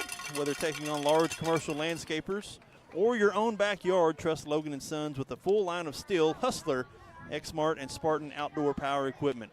You can follow Logan & Sons on Facebook, Logan & Sons in Atoka. So the Holdenville band will be doing their halftime performance. We'll take a break. This is Wildcat football, 30-6 in favor of Holdenville here at halftime. We'll be back right here on 107.5 KZIG, The Rock. Brown's Funeral Service in Atoka, Colgate, Durant, and Medill are proud to be a part of the communities they serve. Since 1994, Brown's Funeral Service has proudly supported nonprofits, police and fire departments, local military members, and area schools. The staff at Brown's Funeral Service takes great pride in these endeavors because they realize it's more than being in business. It's about being a thread in the fabric of our community. Brown's Funeral Service, where service begins but never ends. This is Eric Studeville, inviting you to buy the Studeville way. Whether you're looking for open roads or you like them built tough, there is only one way to buy your vehicle. And that's the Studeville way. Studeville Chevrolet, 851 Westside Drive in Durant, and StudevilleChevrolet.com. And Studeville Ford, 1601 South Mississippi in Atoka, and StudevilleFord.net. The Studeville family of dealerships, proudly serving you and your communities. In a world full of possibilities and firsts, you need neighbors in your corner, experts who have your back, and a cheering section to keep you going. That's why we're here. For 100 years and counting, we've been the first bank of dreaming big and the first bank of what's next. At First Bank, we believe that anything's possible, and we're here to help you believe it too. First Bank, here for possibilities. Logan & Sons in Atoka has the outdoor equipment from top brands to make your outdoor work or play a cinch. Still, Exmark, Hustler, Spartan, Intimidator UTVs, and Envy neighborhood vehicles are in stock and ready for you. Stop by today at 853 South Mississippi or call 580-889-3329. Logan & Sons, proudly supporting all our local athletes. And we're back here on the Logan & Sons halftime show as the pride of Holdenville, the Holdenville Wolverine Marching Band, is setting up for their halftime performance. 18 minutes here to go here in halftime as the Wolverines lead Coalgate 30-6. Blaine with a few first half stats before the band kicks off. Yeah, for the Wildcats, team-wise, 9 first downs in that first half, 19 carries for 64 yards. 6 out of 13 throwing the ball for 91 yards, 1 touchdown, 2 interceptions, 4 penalties for 20 yards, 5 out of 10 on third down. A few individual highlights. Colby Brown's 5 for 11 for 77 yards, no touchdowns, 2 interceptions. Davis Grant in relief, 1 of 1, 14 yards, the 1 touchdown. Rushing-wise, Rowdy Hemphill really got going at the end of the half. 6 carries for 56 yards for Hemphill. Think that might be a little bit more area of emphasis early in the second half. See if you can still get that tough run game going up the middle with Hemphill. For Holdenville, 12 first downs. They've rushed the ball 27 times for 293 yards. 0 of 1 throwing the ball. They have lost 2 fumbles, 4 penalties for 30 yards. 1 out of 1 on third down. So they've only faced 1 third down so far, have not punted. You have forced 2 fumbles that you've recovered. So no punt so far for Holdenville. All touchdowns or fumbles recovered by Colgate on all their possessions. So we've seen there in the first half, the Wildcats offensively kind of got things figured out there on that last possession. Maybe. We'll see. Holdenville obviously will go in to make some adjustments as well. We'll see what adjustments are made. Coach Cater and Coach Hopkins and the Wildcat coaching staff here at halftime. We'll step aside now and let you guys watch the Holdenville Marching Band.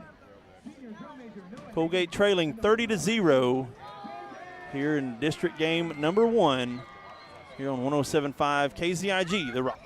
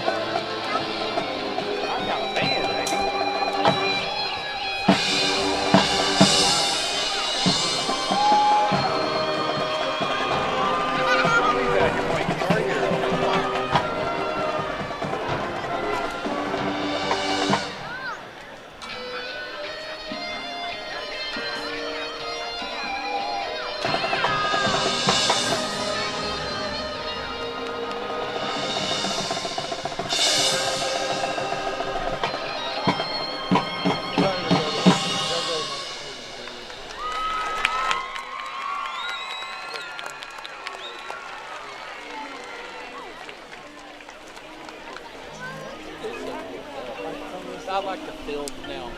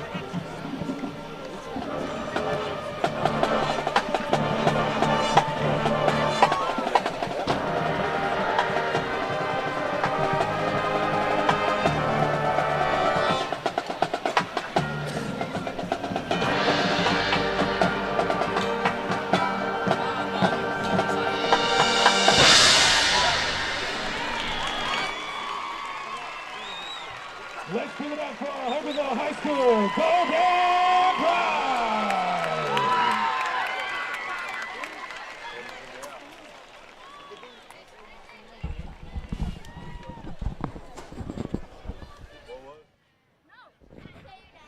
This is the Logan & Sons halftime show. We'll take another break and be back here with some scores from across the district right here on 107.5 KZIG, The Rock. A community bank is far more than just a bank that offers the services such as online and mobile banking, mobile deposit, and loans that fit your needs. A community bank invests in the community it serves. Your phone call will be answered by local people you already know and will make you feel welcome by greeting you as you enter the lobby.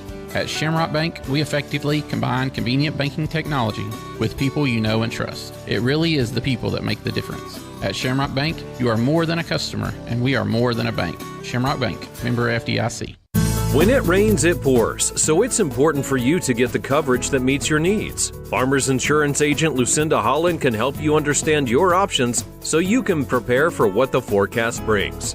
We know a thing or two because we've seen a thing or two. Learn more by calling agent Lucinda Holland at 580-889-3744 to find out how she can help you protect the things that matter most to you. That's Lucinda Holland. We are farmers. Bum, bum, bum, bum, bum, bum. Underwritten by Farmers Truck Fire Insurance Exchanges and Affiliates. Products not available in every state.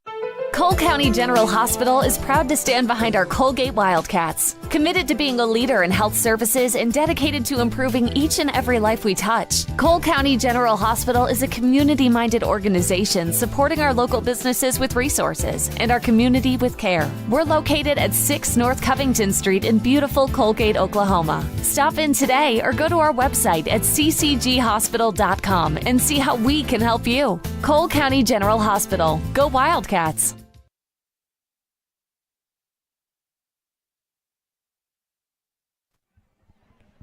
And we're back here on the Logan & Sons halftime show. Roaming the neighborhood or on the back 40. Do it in an Intimidator UTV or an NV crossover. Test drive one today at Logan & Sons off Mississippi in Atoka. 6 minutes and 57 seconds to go here at halftime. As we look at some scores from across the district, it's shutouts everywhere, Blaine, for Beggs. They're leading Community Christian at halftime 18-0. Comanche leading Tishomingo 13-0. And Davis leading Dibble at halftime 27-0. So, yeah, schedule makers didn't really do Dibble any favors. You're moving up from A to 2A, and welcome not only to 2A football but to this district. Go play Davis in your first game. Mad Davis team that's 0-3 has played 3 really, really good opponents. Yes. You know, you can look at some teams and say, "Ooh, they're 0-3. They're probably not going to be very good." But you can look at Davis and see 0-3 and still realize they could go 7-3 and you know, make it to the state championship game too. Oh, for sure. And Davis does that every year. Not losing the first 3 games necessarily, but they play really tough non-district games because they know they are good. Yeah. They want to challenge themselves early. It makes them better in the long run when they get into district play and on into the playoffs, having played such tough opponents in the non-district. So, yeah, don't overreact to Davis being 0-3. They're definitely in 2A, maybe in the whole state across every class, the best 0-3 football team there is. You know, since we moved into district play, we can talk more about district opponents. In this particular district, Class 2A, Division II, District 6, so it's kind of a mouthful to say. Right. The top 4 teams in the district this week, according to the AP Oklahoma Riders, 4 are in the top 9 in this particular district. Beggs at number 5, Holdenville number 6, Coalgate number 7, and Dibble number 9. Dibble actually picked up a victory in week 2, I believe, against what was then number 2 Minko. In Class A. In Class Small A, yeah. Class A. Small division of Class A. So Dibble does have at least a top 10 victory on their schedule.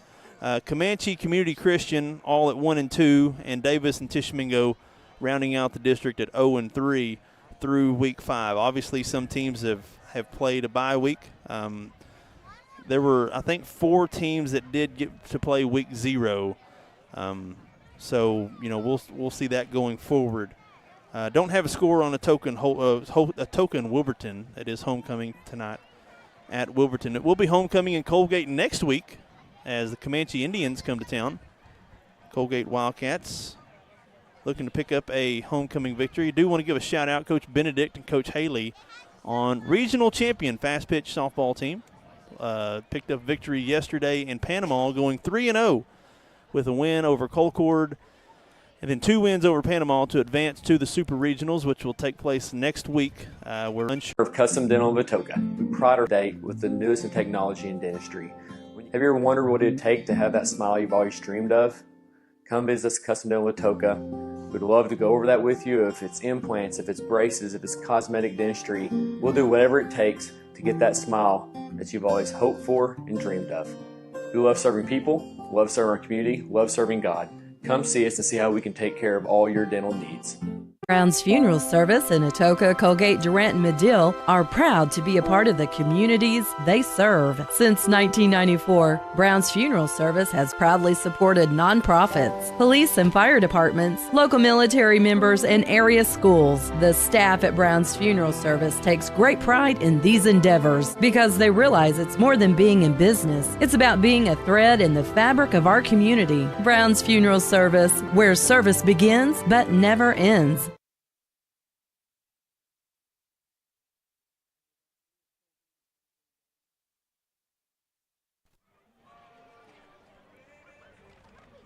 And we're back. There we go. And we're back here. 1.5 minutes left here. They'll probably add some more time to the clock. Holdenville has not made their way out onto the field. Coalgate re-warming back up. It looks like maybe Davis Grant's going to be getting the start back at quarterback as he's warming up with Coach Cater, taking some snaps here on the sidelines. Wildcats trail 30-6. Blaine, as we move now into the set to start the second half, the Wildcats will have possession. What are some things you want to see here on this first offensive possession for the Wildcats? Well, you know, that run up the middle with Hemphill has been very successful. The last possession where you scored a touchdown, and then that last play where you only had 2 seconds before the half. Hemphill had 6 carries for 56 yards in the first half, all pretty well up the middle runs. So probably going to be something you're going to try to hit on that first possession. We'll see what kind of adjustments Holdenville's made defensively to that perhaps. But, you know, that's one of those things that if nothing else, you know, if Holdenville doesn't adjust, you might still have that at your disposal for good yards. And if they do adjust to it, it may open up some other things in the passing game perhaps if they start stacking the box a little more. But I think on offense, obviously this first drive is going to be key.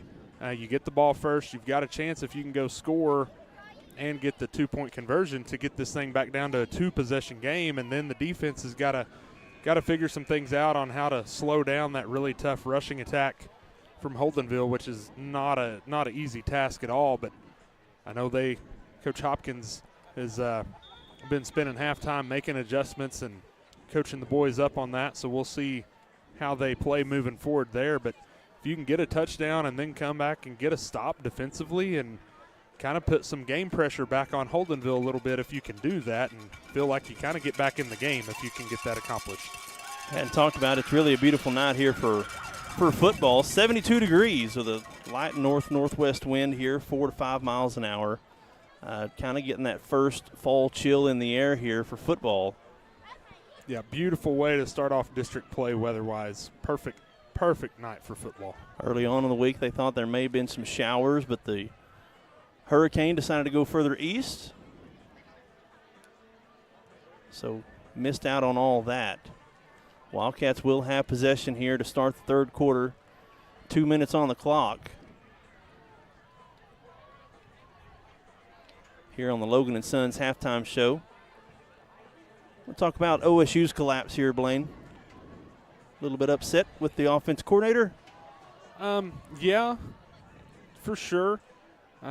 You know, I will say this, like we talked last Saturday, the one encouraging thing from that game is how well the defense really played for the most part, playing 42 minutes of game time in well over 100-degree heat, keeping you in the game and giving you a chance. And the offense, you know, unfortunately just really lets you down. But moving forward, you feel like if the defense can continue to play at that level, you're going to have a really good chance of winning most of your games moving forward. And, you know, for as much as we like to get frustrated with the OSU offense and with Coach Gundy at times, the man does have a track record of getting these things fixed as time goes on. So I'm not gonna get in full-blown panic mode until we see what happens tomorrow. But tomorrow's a big game. Tomorrow is pretty well an elimination game between those two teams. Whoever loses and starts 0-2 in conference play, you're pretty well done as far as trying to get to Arlington for the championship game. And whoever wins will still have a really good shot at getting there. So huge game tomorrow in the Big 12 between OSU and K-State up in Manhattan. 35 seconds on the clock here in Holdenville as the Wildcats will receive here to start the third quarter. This has been the Logan & Sons halftime show. Whether taking on large commercial landscapes or your own backyard, you can trust Logan & Sons with a full line of Stihl, Hustler, Exmart, and Spartan outdoor power equipment. Follow Logan & Sons on Facebook. Logan & Sons off Mississippi in Atoka. Again, tonight's game being brought to you by First Bank. Get paid for making good grades with First Bank's iStudent checking account, good for ages 13 to 21. For more information, visit any First Bank location and ask about First Bank's iStudent checking account, available at all First Bank locations. As we get you set here for the second half, the Wildcats will be going left to right on your radio dial. Ball set up at the Holdenville 40-yard line. Cody Newberry, Blaine Riley, Nathan Harden here on the broadcast tonight. Thank you for tuning in wherever you are, however you are. We hope that this broadcast finds you in good fortunes. And here we go. Third quarter is set. Short kick fielded at the 35-yard line by Diaz. Lowers his shoulder, crossing the 40 up to the 45. Wildcats will have pretty good field position here at the 46-yard line. Diaz, though, slow getting up. Yeah, nice return there by Diaz, finding some room, taking that short kick about 13 yards from about the 33-yard line out to the 46. Wildcats will have good field position to start their second half. First possession on offense. 1st and 10 from their own 46-yard line coming up. It will be Davis Grant here. He will start the third quarter for the Wildcats. I think for Colby, I think it was more of an injury. He got hit a couple times on those big sack plays and was slow getting up. Yeah, I think that did have as much to do with this as anything else, is probably just a little bit banged up. Grant in the backfield. Gets a snap, handoff. Hemphill, though he's met in the backfield. There's the adjustments that Holdenville made at halftime. They had about 3 Wolverines in Hemphill's face right when Grant handed it off. Loss of a couple of yards. It'll be 2nd down and 12. Yeah, good penetration into the backfield on that one. And then that mesh was kind of a little slow mesh there, too. Didn't help out that play any. Looks like they did mark him actually just shy of the 45, so didn't lose quite as much as I initially thought. About a yard loss. 3 receivers now to the right. Grant in the backfield. Gets a snap. It's going to be a pass. Steps up. Throws it out into the flat. Come off sideways off his hand. Intercepted. Holdenville might go all the way to the 30, to the 20. And he's tackled out of bounds at the 15-yard line. That ball came out really weird out of Grant's hand. Yeah, that one, like you said, looked like it come out weird. Good job of intercepting it off the deflection by Holdenville. Good hustle by Grant getting over and delivering a pretty big blow there, knocking him out of bounds at the Wildcat about 16, 17-yard line. But unfortunately, Holdenville will take over on offense there.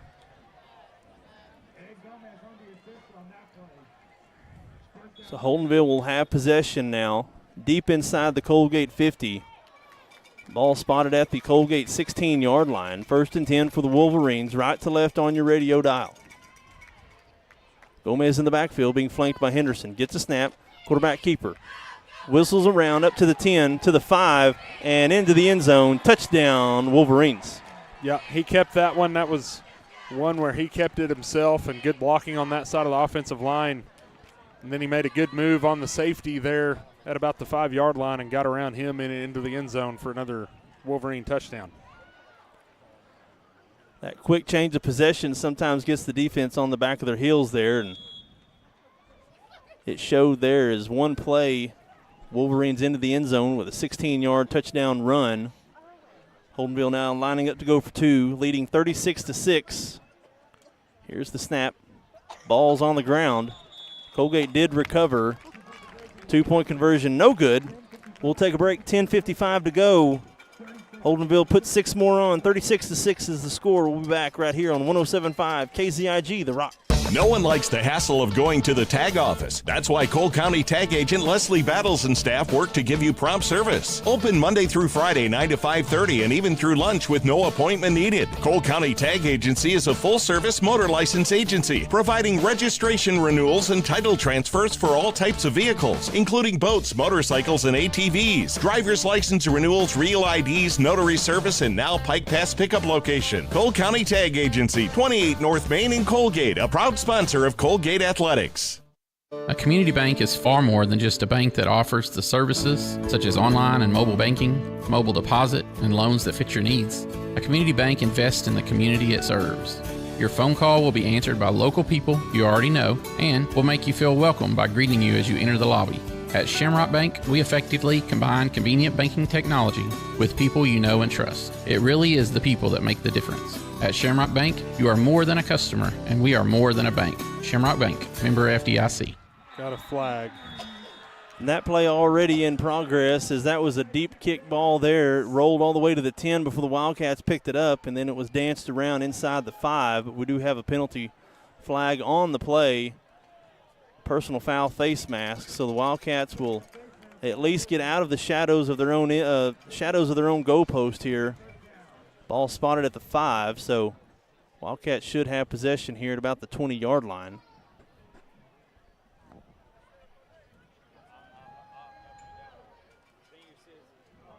Yeah, Wildcats really bailed out on that one. The Wolverines kind of faked them out. They've been kicking it short a lot out at about the 25 or 30, and that one he kicked deeper and kind of faked out the Wildcats, went over. It was a different kicker. That was Harjo on that kick. It's been Gomez has been doing the kicking.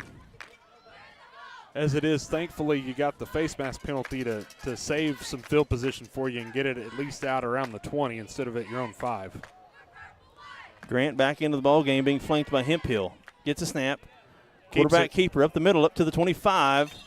Taken down just past the 25 to about the 27. It's a good first down run there on that quarterback design keeper. Up the middle, picks up about 7 yards. It'll be second down and 3. And that's the adjustment that's going to have to be made if they're going to really key on Hemphill, is Grant's going to have to pull that ball out like he did there and take it himself. Good job on that one of doing that and getting about 7 yards on first down, make it second and 3.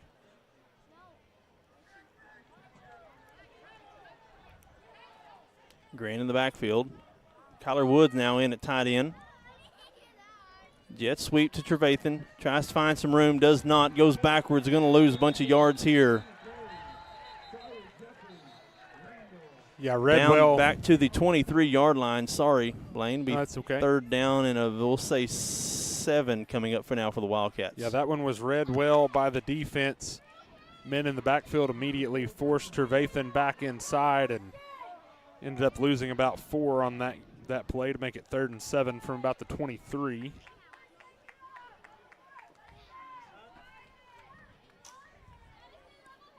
So 2 receivers now to the left side. Trevathan in motion. Grant gets a snap. Handoff, Hemphill. He's met in the backfield. Wrapped up, no gain. Might have lost a yard. Wildcats now going backwards after that first down run by Grant. 4th down and 8. Down at the 22-yard line. Yeah, just not much room on that one for Hemphill to make anything happen. He loses a yard. We'll make it 4th and 8 here, and looks like the Wildcats will punt from deep in their own end. This will be the second punt now tonight for the Wildcats, as Wildcats run in a late lineman.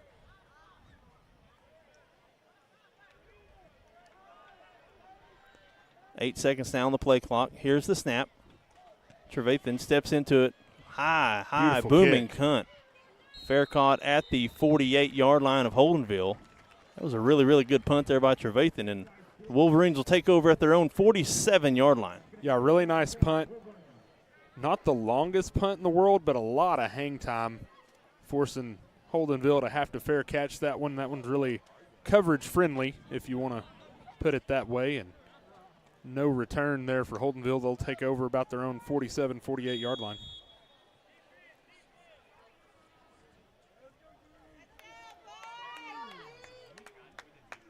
(36-6), 8.5 minutes to go here in the third quarter. It's been all offense here tonight for Holdenville. Gomez gets a snap. Direct snap to Henderson, following his tacklers around the right side. Finally tackled down from behind by Diaz, but not after he picks up about 11 yards on that run. It moves the chains down to the Colgate 41-yard line. Yeah, really nice run that time. Blocked up well by Holdenville as he had the first down really before any Wildcat even really had a chance to get him on the ground. Gain of about 11 or 12 and a first down.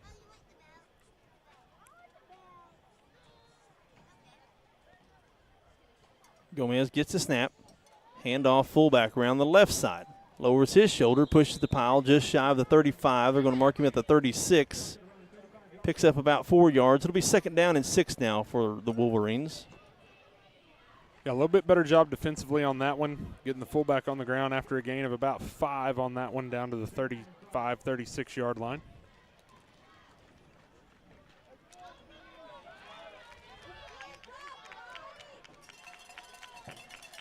Second down and 5 now as the do a lot of early motion now. Quarterback keeper. Actually, they hand it off to the fullback. No. That was a fumble Ruski, wasn't it? I believe that was a fumble Ruski.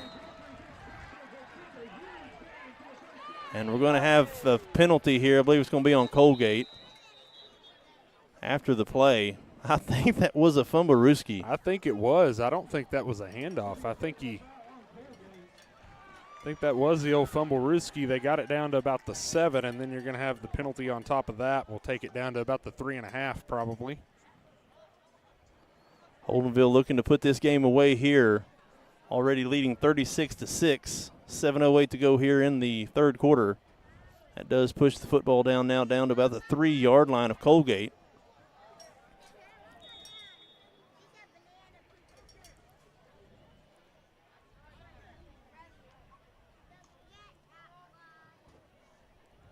Gomez shotgun formation. Gets the snap and keep it himself around the right side, the C's part, and he walks into the end zone. Touchdown, Wolverines. Yeah, just a lot of room there on that quarterback keeper as he goes in untouched from 3 yards out for another Holdenville touchdown. 42-6 now in favor of Holdenville. 6:55 to go here in the third quarter as the Wolverines now line up to go for 2. As that would be a long uphill battle if the Wildcats decide to make this a ball game.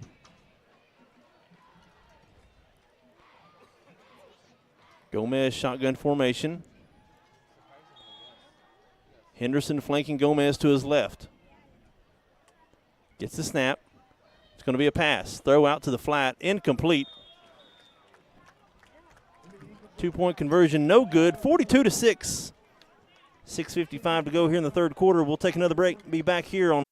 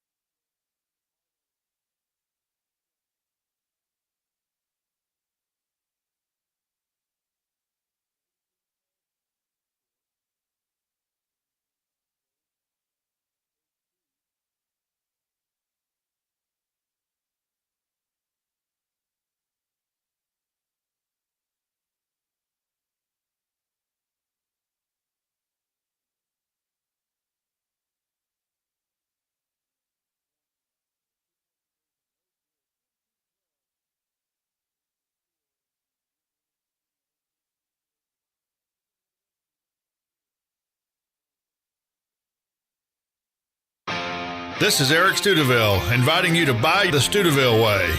Whether you're looking for open roads Or you like them built tough. there is only one way to buy your vehicle. And that's the Studeville way. Studeville Chevrolet, 851 West Side Drive in Durant, and StudevilleChevrolet.com. And Studeville Ford, 1601 South Mississippi in Atoka. And StudevilleFord.net. The Studeville family of dealerships, Proudly serving you and your communities. When it comes to gifts that wow them, start your journey at the Flower Garden at 32 North Main in Colgate. Whether it's planning that big event or you just remembered your wedding anniversary midway through the workday, the Flower Garden can get the gift you need right and on time. Follow the Flower Garden on Facebook or book online 24/7 at theflowergardencolgate.com. The Flower Garden, proudly serving Colgate and surrounding areas since 1945. And we're back 42-12, 3:45 to go. Again, we apologize, had some technical difficulties.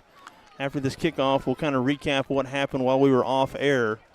If you're familiar with Holdenville, it's kind of no man's land up here, and service is few and far between. We do apologize. Here's the kickoff. It's going to be an onside kick attempt, and that's, I think, Ball's live. I don't think the Wildcats touched it, but I think Holdenville got on it. Looks like Holdenville did recover the ball at the 50-yard line. Wildcats did a good job of that, of staying disciplined and not touching it before it went to 10 yards. Just kind of tried to block up and let it roll that extra yardage. Looks like they're giving it just on the Colgate side of the field, though. I think they're saying that a Wildcat must have touched it just a hair early. But a good try on the onside kick, almost got it. Just to recap while we were off air a little bit, you had a 29-yard pass from Grant to Trip Jones, a really nice catch in the middle of the field, and then you had a 30-yard pass from Grant to Tate Diaz. Another really good catch along the right sideline is how the Wildcats got deep into Holdenville territory before the touchdown. Gomez still in at quarterback. Direct snap to Henderson around the right side. Flag back at the original line of scrimmage. Henderson gets all the way down inside the 30 to about the 28. But the flag is thrown about where you figure maybe a hold. Yeah, I think it would probably be a hold. Also looked like I may have missed a man, but maybe a chalk block. Looked like also like they might not have had enough men in the backfield either. I think that tight end needed to be back, and he was on the line of scrimmage. I think that one was missed, but you get the chop block, which is actually better for you defensively, yardage-wise, field position-wise anyway, so take it. That's a big penalty there against Holdenville. Holdenville hasn't been behind the chains very much here tonight. In fact, first half stats said they had 1 third down play. 1 third down the whole night so far, really. Yep. I don't think they've faced a third down in the second half yet either. And that penalty is going to push them back to about their own 43-yard line. So it'll be 1st and 20.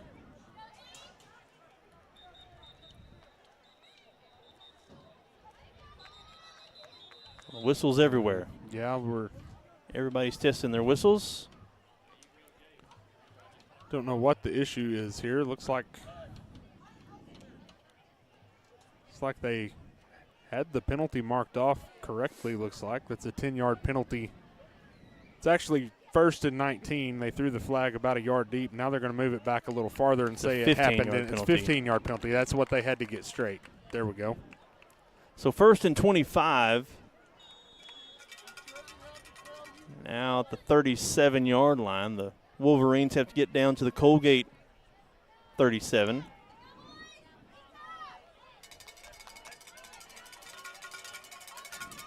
Gomez gets the snap, keeps it himself up the middle. Met at the line of scrimmage, though.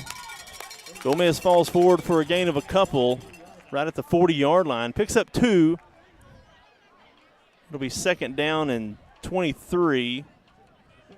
Yeah, it's probably the best that play has been defended all night so far by the Wildcats. Did a good job of clogging that quarterback keeper up in the middle there as he kept it instead of handing it to one of the backs. And Wildcats did a good job of bringing him down after a gain of only a couple. And we've got a flag here now. Sportsmanlike conduct against Holdenville before they even got out of the huddle. Yeah, it must have been something being said in the huddle about the officiating probably to draw that flag. And I think I was watching Coach Cater here. He was asking the line judge here is the guy with the down marker. The clock is running. Yeah, I don't know why the clock's still running. Needs to be stopped. It's still running. And now they are stopping the clock. I bet they've ran probably 30 seconds off the clock. And there it goes again. And it's still running. The back judge blew the whistle 20 seconds ago to stop the clock, and it's still running. You're looking at it, Bonnie. They finally stopped it at 2 minutes. I'd say at least a good 40 seconds run off the clock. The officials are going to have to go over and talk things over with the Holdenville coaches. Yeah, going to have the Holdenville coaches probably talking their headsets up to the booth and tell them where they want the clock at. I would think it'd be somewhere around 2:40, at least 2:30. So this is a second down play. Yeah, it's actually it's marked all the way back. It is 2nd and 37 is what I have. I wasn't going to count. It's a long way. Yeah, I wouldn't count either. I've got it on the stats, though. They have to get to about the 38-yard line of the Wildcats, and they're on their own 25 right now. So 2nd and about 37. So they put 35 seconds on the play on the game clock. That's probably about right. Gomez in the backfield. And the Wildcats are going to give them 5 yards. I don't know why. There was no contact, though, and no one moved. So why are you throwing the flag? They can jump and get back. Offsides. So there's 5 of it back for Holdenville.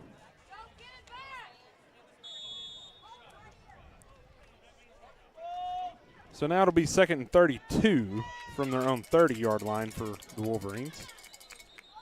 Looks like Holdenville's going to call a timeout, and they are. Yeah, and don't blame them. It's just kind of a sloppy offensive possession right now, and they'll take time and try to reset. We'll take a break. Be back right here on 107.5 KZIG, The Rock.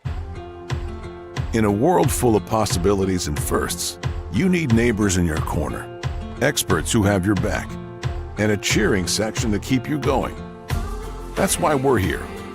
For 100 years and counting, we've been the first bank of dreaming big and the first bank of what's next. At First Bank, we believe that anything's possible, and we're here to help you believe it too. First Bank, here for possibilities. H&L Custom Processing is proud to support the Colgate Wildcats. A family-owned business by Gary and Charity Hensley, H&L offers custom processing of wild game as well as local livestock. H&L is USDA certified and makes it a goal to provide excellent service, cleanliness, and up-to-date processing services in their state-of-the-art facility. With immediate openings for beef and pork processing, H&L is here to help get your team ready for tailgating or backyard cookouts this season. Stop by and check out their facility in Coalgate or call 580-258-0263 for more. And we're back here after Holdenville calls a timeout. It's a complete mess of a series here. Yeah, and the officials are huddled up discussing something now. It's 2nd and 32. 32 from the Holdenville 31. They got to get to the Colgate 38-yard line for a first down. This is by far the furthest Holdenville's been behind the chains all night. Yeah, this is definitely your chance as a defense to get them stopped here and make them punt. Got them way behind the chains. Got to capitalize on that. 2:35 to go. Holdenville now rushes up to the line of scrimmage. Gomez still in at quarterback. Henderson in the backfield.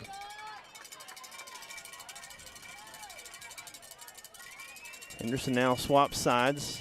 Flanking Gomez to his left. Pitch back to the far around to the 40, to the 45, to the 50, and flags come in from everywhere. Taken down at the Colgate 30-yard line. I think it's going to come back, though. Things have gotten really sloppy for Holdenville. Another it's a hold at the line of scrimmage. So 3rd and 32. But we've seen right there that Holdenville can gather 32 yards in one play pretty quick. We'll mark the spot from the 30. Walks it down to the 20. Yeah, going to set it down about the 21-yard line. 2nd and 40-something, I think. Yeah, just a second, I'll be able to tell you here. It is going to be 2nd and 41 from the 21-yard line.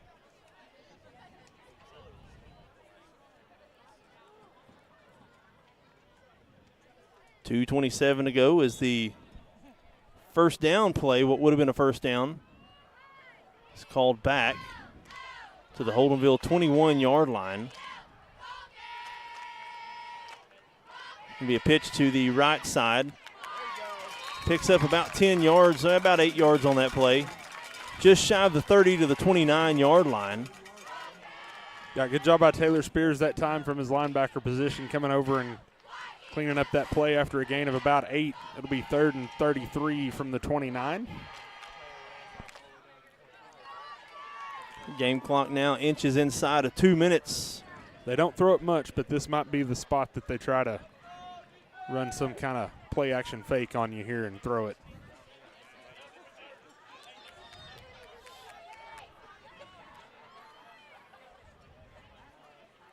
Here's the pitch to Henderson around the right side. Kicks it out to the outside. Now tries to reverse. Back. Oh, he's got room. He's got room on this side of the 40, to the 45, to the 50. It's a foot race to the 40, to the 35. I think he just has enough for the first down by about 2 yards. Could see that one developing as he got on the ground. The Wildcats did a good job of stringing it out wide, but then as he reversed field, just nobody at home on the backside, and he gets it basically right at the line to gain for a first down to the Wildcat 37, and they had to get to the 38. It's a first down for Holdenville on 3rd and 33. So they'll reset the chains. Ball spotted at the Colgate 37-yard line. Got the first down by about a yard. Gomez gets a snap, handoff. Right side, tries to go back to the middle, does not. Gets to the 35, forward progress will stop him there. Picks up 2 yards, 2nd down and 8. Good job by several Wildcats there on that one. Denny Foran, Kyler Woods, Zeke Marlowe all in there on that tackle after a gain of just about 2 there on first down, make it 2nd and 8. About a minute left on the game clock here. District game number 1 for Holdenville and Colgate.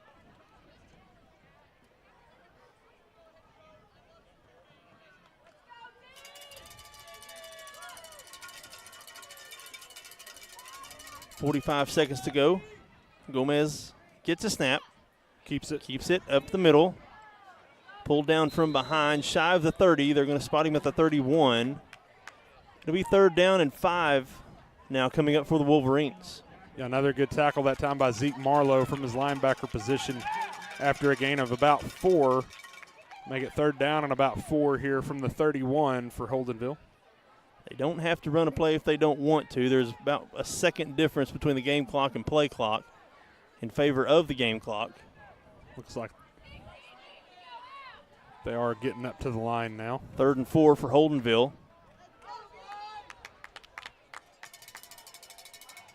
Gomez trying to draw Colgate off sides. They do not. Colgate stays home.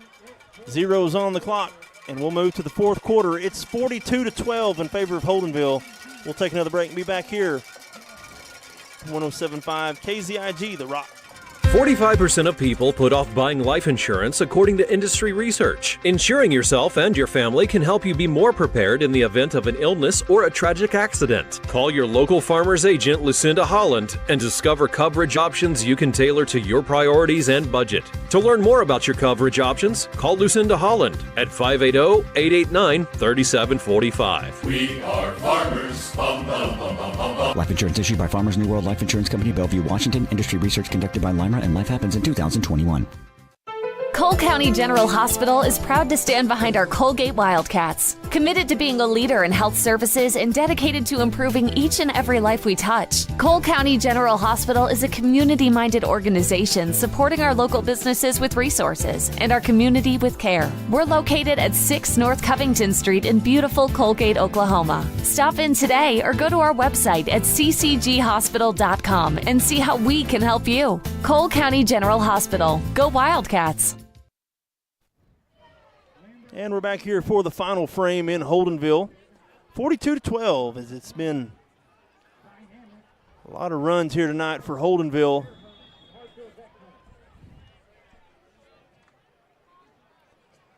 "12 minutes on the clock. It'll be 3rd and 4 now coming up as we flip sides. Ball's on the ground. Colgate got it. Botch snap there, and the Wildcats recover it. It's another turnover. I think that's 3 on the night. That is 3 turnovers now for Holdenville. Good job by the Wildcats of getting in there and getting on that football. Like you said, just kind of a botched snap on that one. Wildcats do a good job of getting on that football at about the 32, 33-yard line. It's like about the 32 is where he's going to put that down. Wildcats will take over 1st and 10 from there. I think that was the starting lineup for Holdenville. That wasn't their backup, so you might start seeing a sprinkling of maybe some reserves for Holdenville here.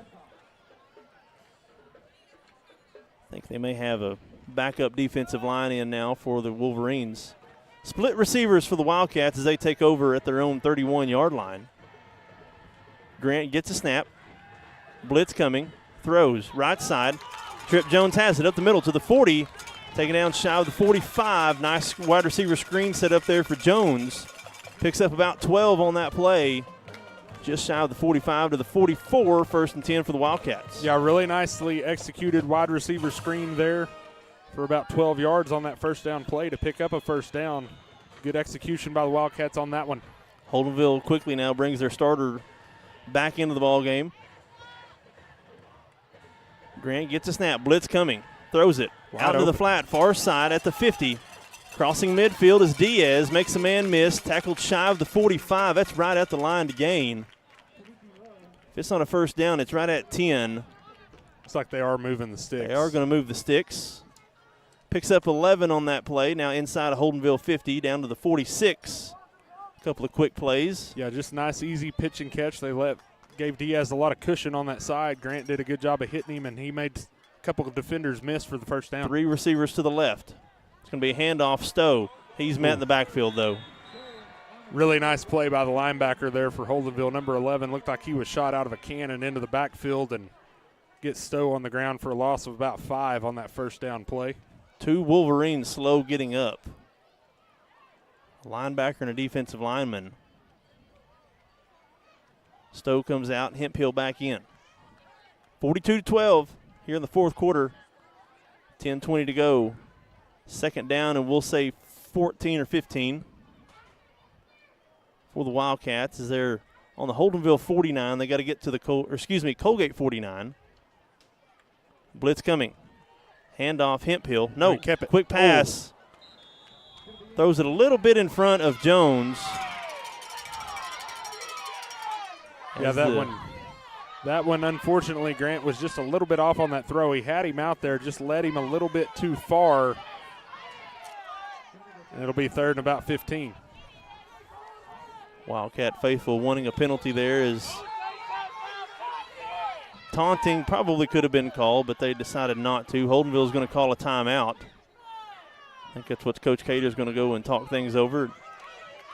The pass was thrown a little bit in front of Jones there.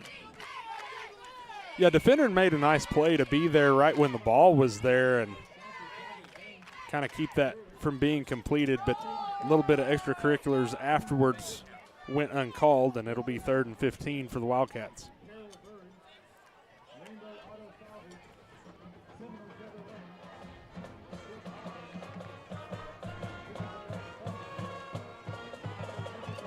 $9:55 to go here. You know, the frustrating thing on the night so far, if you look at the stats, you've not had a bad night moving the ball offensively, really. You probably feel like you should have quite a bit more than 12 points on the scoreboard. You've got right at 240 total yards of offense, but just 12 points. And this is the first night we talked about kind of a little bit off air. The first night that we've kind of seen the offensive line not be the dominant one in the game. As the first 3 games, the Wildcat offensive line has pretty well been the dominant. They've held up really well in pass protection. Yeah. The first 3 games, not as well tonight. Been more pressure on the quarterback. Shotgun formation, Trevathan in motion. Looking to throw, under pressure. Hit as he's thrown, and it's going to fall short of the intended receiver. And once again, as we were talking about, there's just more pressure there. Wolverines got 2 men home on Grant in the backfield, hit him right as he was trying to release that pass, and pretty fortunate actually for it to fall incomplete and not be intercepted. Make it 4th and 15. Ball spotted at the 50. They got to get to the Holdenville 35 for a first down here on this 4th down play.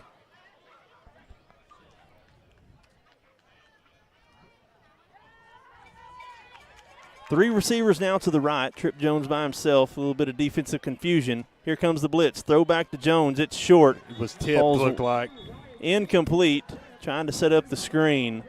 Yeah, that's too bad because you kind of had it set up again, but a Wolverine defender that was rushing the quarterback looked like he was able to get his hand just ever so slightly on that football and deflected enough that Jones couldn't bring it in. And the Wolverines will take over on downs from just inside the 50. Holdenville is going to bring in the reserves here as they have a 30-point lead here with 9.5 minutes left in the game.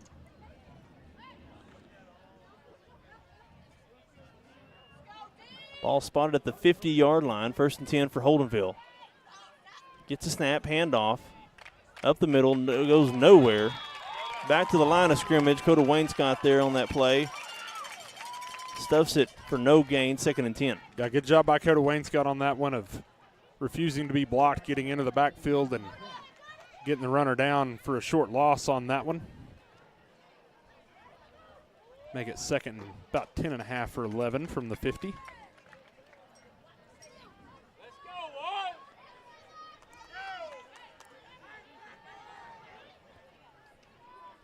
Plenty of time on the play clock. Quarterback gets a snap. Handoff to the running back around the left side. Gets a couple of yards. Still on his feet, though. He picks up 1. They're going to give him 1, 2. It'll be 3rd down and 9 now for Holdenville. Yeah, good play that time by Kyler Woods from his linebacker position, getting in there and getting just enough of the running back kind of holding on for dear life as he was able to spin forward for a little bit of extra, but still getting him on the ground after a gain of just about 2 to make it 3rd down here. Ball at the Colgate 48-yard line, 3rd and 8. Gets a snap, flag down, ball's on the ground. Holdenville did recover. It was before the snap. I think it may have been an illegal formation. Yep. That's declined. It'll be 4th and 8. Actually, 4th and 10. Yeah. They lost a couple of yards there. We'll say 4th and 11. So we'll see Holdenville's first punt of the night coming at 8:02 here in the 4th quarter. Yeah, good job by the defense there on that turnover on downs, not letting Holdenville go anywhere with it and get the ball back here for your offense. Trevathan now standing at his own 25. It's a line drive punt. Catches it running backwards, but did fair catch it. Was able to get it about the 14-yard line. Wildcats take over there, 1st and 10. Yeah, good job by Trevathan of getting that one corralled and not letting it hit the ground, because if that would have got over his head, it's probably going to roll for several more yards and have you backed up even deeper. As it is, Wildcats will take over 1st and 10 from their own 14. 7.5 minutes to go here in the 4th quarter. Again, be sure and stick around for the Lucinda Holland Lucinda Holland Farmers Agent postgame show. Lucinda Holland is a farmer's agent serving our community. She's just a phone call away. Call 580-889-3147. Again, as we look at some scores, Beggs, Comanche, and Davis are going to pick up wins tonight here. All four, including Holdenville, pick up victory number 1. Here in what's shaping up probably going to be a very, very competitive 2A District 6. Grant gets a snap, keeps it himself around the right side, has some room to run up to the 15 to the 20, lowers his shoulder. Pile drove into the ground at the 21-yard line. Good pickup there by Grant on first down. It'll be 2nd down and 8. Yeah, good job by Grant of keeping that one on that zone read type of play and scooting forward for a gain of about 7 or 8 out to the 21, 22-yard line. Split receivers. Barnett in the backfield. Excuse me, that's Walkup in the backfield. So a couple of freshmen now, quarterback, running back in. Play clock down under 5. Gets the snap off with 1. Handoff, Walkup up the middle to the 25, to the 26. It is enough for a first down. That moves the chains. 1st and 10 for the Wildcats. Got good run that time by Jet Walkup, getting the first down. Not a whole lot of room there, but got about 4 on that one out to the 26 for the first down. 6.5 minutes to go. 42-12 is the score here.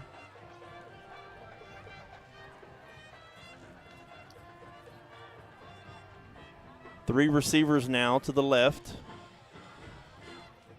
as the Wildcats have brought in their second unit here to close out the game. It's a handoff to handoff to Walkup up the middle. Gets a couple. Yeah, not a lot of room on that one. Does a good job of getting what he can out to the 28. That'll make it 2nd and about 8 coming up.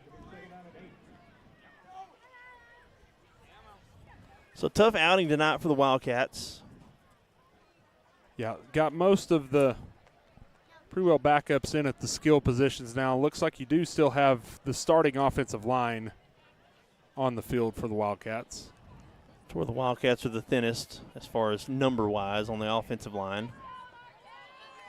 Grant gets a snap. Looking to throw across the middle. Caught by Loudermilk at the 35. He's going to be about a yard short of the first down.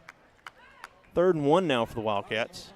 Got a good pitch and catch that time by Grant to Easton Loudermilk, freshman to freshman. Across the middle there for a few yards. Out to the 35.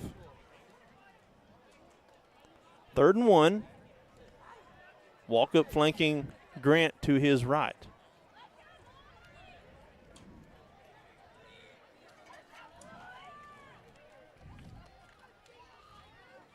Gets a snap, and Walkup is met immediately in the backfield.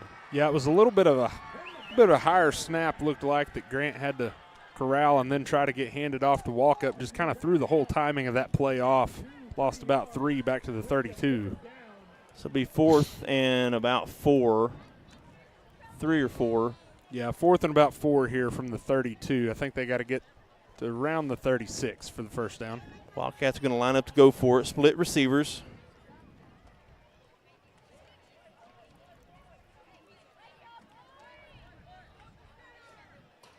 Going to be a punt. Grant steps into it. Good punt there by Grant. Bounces at the Holdenville 40. Rolls. Takes a Colgate roll all the way down inside the 25 to the 24. Really good punt there by Davis Grant. Yeah, good job on that pooch punt of getting it off for, it's about a 40-yard punt with the roll down to the 24-yard line. Nice punt. So as we look ahead next week, Blaine, it's homecoming for Coalgate. You'll have Comanche coming to town. Comanche are going to be 1-3 on the season. Or excuse me, they're going to be 2-2 on the season. They're going to pick up a victory tonight over the winless Tishomingo Indians.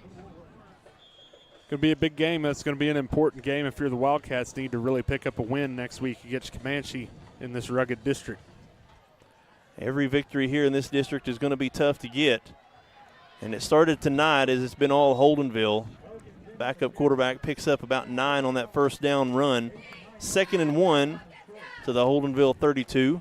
Yeah, once again, just a lot of room over that right side for Holdenville as he got 9 there on first down to make it 2nd and 1 from the 30. Actually where they put it down, maybe more like 2nd and 2 from the 32. Got more like 8.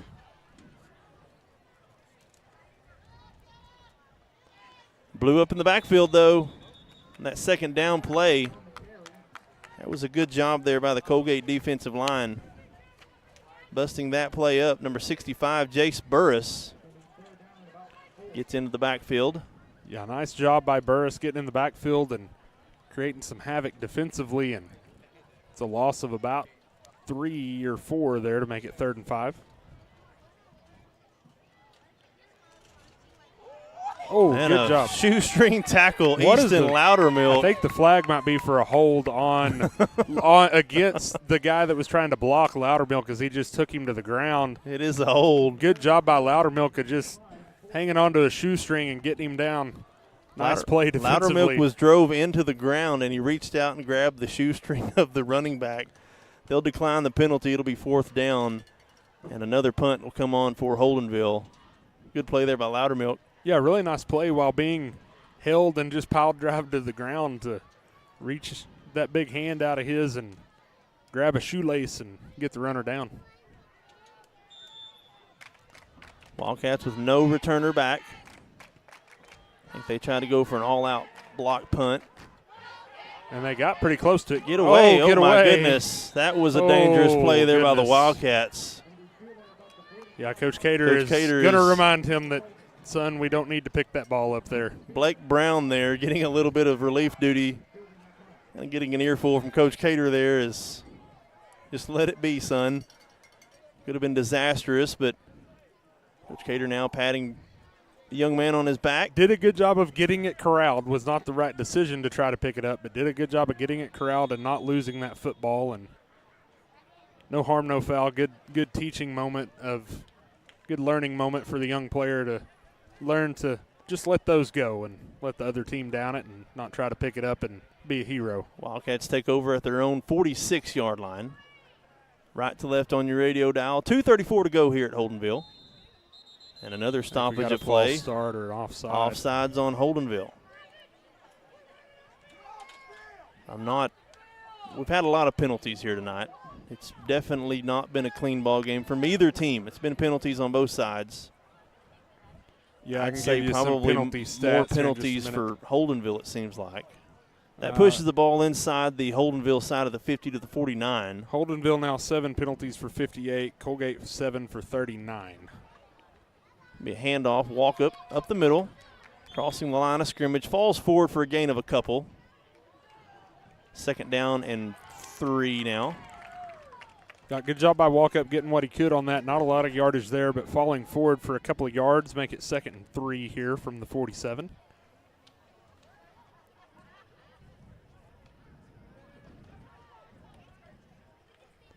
Be another handoff to Walkup. Sheds the initial tackler in the backfield, picks up another yard. Got another good, tough run, getting what he can. Only a yard, but shed one tackle and made the second guy be the one that gets him down. Not going down on first contact. Good, tough run for a yard to make it 3rd and 2. 3rd and 2, just shy of the 45 of Holdenville. Needing to get to about the 44, 43-yard line.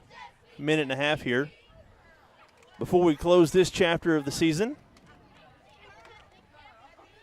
Another handoff, walk up, met in the backfield, but falls forward and crosses the first down to gain. That moves the chains. Wildcats with a late first down here. Yeah, nice run, just getting what he needed to get. Bouncing off of one defender and getting about 4 yards there on 3rd and 3 to pick up the first down at the 42.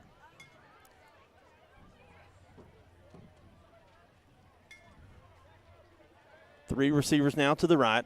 Grant gets a snap. Another handoff, walk up. Crossing the 40 down to about the 38-yard line. Got about 4 yards. It'll be 2nd and 6. Yeah, walk up doing a nice job here running the ball. Getting about 4 or 5 yards as a carry pretty consistently here.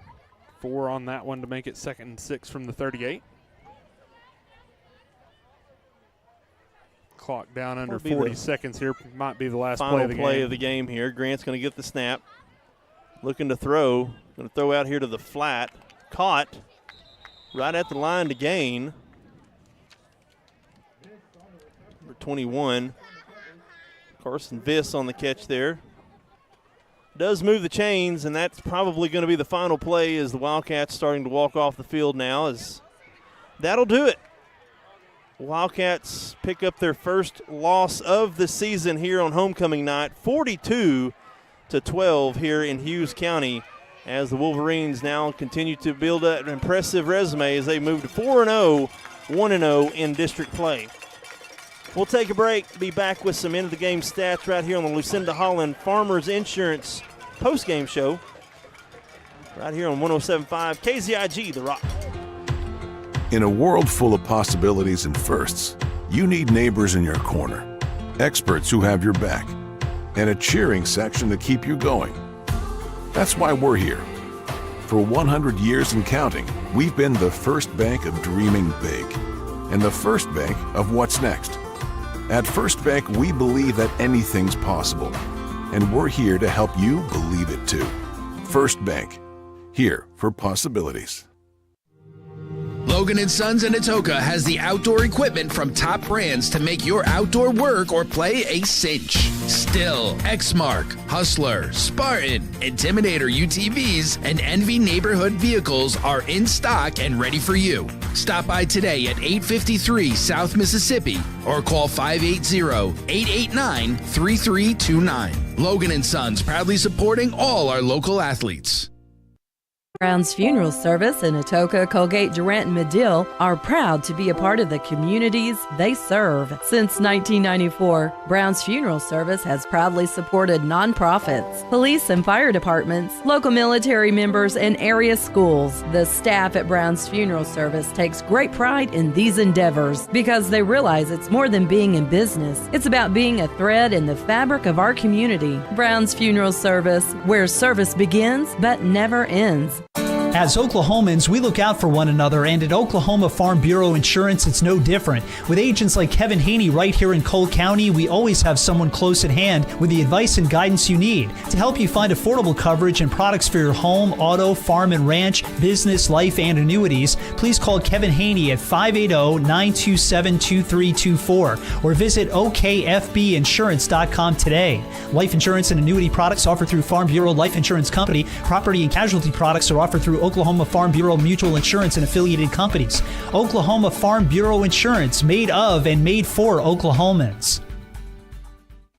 The RX shop is now under new ownership. Jason and Sedana Lanig and their two daughters are longtime residents of Caney and are looking forward to continuing the same great service for you and your family. They're excited for this opportunity to serve our community and invite you to let them help you with your healthcare needs. Call 580-889-3331, 580-889-3331, or come by 872 West 13th Street in Atoka. RX Shop thanks you for shopping local. And we're back here in Hughes County as we wrap up the game here. It was 42-12 here in favor of the Holdenville Wolverines. This is the Farmers Insurance Lucinda Agent. My goodness, I completely botched that one, Blaine. Lucinda Holland Farmers Agent postgame show. My apologies, Lucinda. It is a mouthful. I'll give you that. If you're looking for an insurance agent who can help you understand your options, be sure and call Lucinda at 580-889-3147. Blaine with some final game stats. Yeah, for the Wildcats, 17 first downs, 35 carries for 82 yards. Doesn't look that great rushing the ball. It was actually really probably a little better than that. There was several sacks that come out of that rushing yardage. So you're probably really up more around 3.5 yards per carry realistically. Throwing the ball, you were 13 out of 24, 193 yards, 2 touchdowns, 3 interceptions, 7 penalties, 39 yards. 7 out of 16 on third down, 0 of 1 on fourth down. For Holdenville, 17 first downs, but they had a lot of big plays. They rushed the ball 45 times for 411 yards. They were 0 of 2 passing. You did force and recover 3 fumbles. That's a positive on defense. They had 7 penalties for 58 yards. They were 2 out of 5 on third down. Just couldn't get them to third down enough. You know, they lived ahead of the sticks all night. And it's really hard to play defense when you're in that position. Some individual stats for the Wildcats. Colby Brown, before he was taken out with, a little bit of an injury, a little bit of an ineffectiveness, perhaps a little bit of both. He was 4 out of 10 passing for 48 yards, no touchdowns, 2 interceptions. Davis Grant in relief, 8 out of 12 passing, 116 yards, 2 touchdowns, 1 interception, also 5 carries for 20 yards. Running the ball, Bryson Stowe, 7 carries for 6 yards. Che Barnett, 2 carries for 9 yards. That's the smallest rushing total for Barnett probably on the year so far as carries. Hemphill was your best runner tonight. He carried it 8 times for 54 yards. Receiving, Trip Jones, 3 catches for 58 yards. Zeke Marlowe, 3 catches for 61 yards and a touchdown. Tate Diaz, 4 catches for 56 yards. As far as some individual stats for the Wildcats. So it was all Holdenville. They came out early and got up quickly and never did look back. A couple of plays there early on in the first quarter for the Wildcat offense might have shaped things up a little different. You were able to get deep into the end zone. One thing or another turned into no points for the Wildcats. Yeah, your first offensive possession, you moved the ball after giving up a touchdown on defense. You got deep in Holdenville territory. Actually had a touchdown called back on a penalty, and ultimately the drive stalled. And before you know it, you look up and you're down, multiple scores, and it's just tough sledding at that point to try to get back in the game. We'll take one more final break when we return here on the Lucinda Holland Farmers Agent postgame show. We'll have the First Bank star of the game right here on 107.5 KZIG, The Rock. H&L Custom Processing is proud to support the Colgate Wildcats. A family-owned business by Gary and Charity Hensley, H&L offers custom processing of wild game as well as local livestock. H&L is USDA certified and makes it a goal to provide excellent service, cleanliness, and up-to-date processing services in their state-of-the-art facility. With immediate openings for beef and pork processing, H&L is here to help get your team ready for tailgating or backyard cookouts this season. Stop by and check out their facility in Coalgate or call 580-258-0263 for more. A community bank is far more than just a bank that offers the services such as online and mobile banking, mobile deposit, and loans that fit your needs. A community bank invests in the community it serves. Your phone call will be answered by local people you already know and will make you feel welcome by greeting you as you enter the lobby. At Shamrock Bank, we effectively combine convenient banking technology with people you know and trust. It really is the people that make the difference. At Shamrock Bank, you are more than a customer, and we are more than a bank. Shamrock Bank, member FDIC. Looking for the perfect outfit or a unique gift? Visit Triple Heart Boutique. The latest trends in women and children's clothing, stylish accessories, and charming decor. Show your team pride with their exclusive Spirit Wear collection. Need an energy boost? Stop by for one of their refreshing teas and stay glowing all year long with their tanning and red light beds. Open Tuesday through Friday from 6 to 6 and Saturday 10 till 2. Visit Triple Heart Boutique at 117 North Main Street in Coalgate. This is Eric Studeville, inviting you to buy the Studeville way. Whether you're looking for open roads Or you like them built tough, there is only one way to buy your vehicle. and that's the Studeville way. Studeville Chevrolet, 851 Westside Drive in Durant, and StudevilleChevrolet.com. And Studeville Ford, 1601 South Mississippi in Atoka, and StudevilleFord.net. The Studeville family of dealerships, Proudly serving you and your communities. When it rains, it pours, so it's important for you to get the coverage that meets your needs. Farmers Insurance Agent Lucinda Holland can help you understand your options so you can prepare for what the forecast brings. We know a thing or two because we've seen a thing or two. Learn more by calling Agent Lucinda Holland at 580-889-3744 to find out how she can help you protect the things that matter most to you. That's Lucinda Holland. We are farmers. Bum, bum, bum, bum, bum, bum. Underwritten by Farmers Truck Fire Insurance Exchanges and Affiliates. Products not available in every state. And we're back here on the Lucinda Holland Farmers Agent postgame show. Lucinda Holland is a farmers insurance agent serving our community. She's just a phone call away at 580-889-3147. As we now present the First Bank star of the game, you get paid for making good grades with First Bank's iStudent checking account, good for ages 13 to 21. For more information, visit any First Bank location and ask about First Bank's iStudent checking. Blaine, you want to present the First Bank star of the game? Yeah, I think tonight we're going to go with Zeke Marlowe for the star of the game. Zeke offensively had 3 catches for 61 yards and a touchdown. And defensively also made a lot of tackles tonight. You know, that's not really a stat we keep as far as tackles, but just remembering back, made a lot of plays defensively, a lot of stops from his middle linebacker position. So we're going to go with Zeke for tonight's player of the game. That was the First Bank star of the game. Again, we want to thank First Bank for presenting the game as always. As we look forward to next week, it is the first home game in the district matchup as the Wildcats look for victory number 1, try to move to 1-1 in this all-important district battle. And we say it's already a battle, Blaine. It's week 1. You really don't want to get behind the 8 ball too much. You still have Beggs coming up. You still have Dibble coming up and Davis there toward the end of the season. So you really want to try to get these wins when you can, however you can. I feel like next week's a really important game for the Wildcats, district positioning-wise, playoff chances-wise. You can't afford to take a loss to Comanche. You got to pick up a win next week. You know, this is a tough district, man. I mean, you look around, Beggs is good, Davis is good. This Holdenville team obviously is good.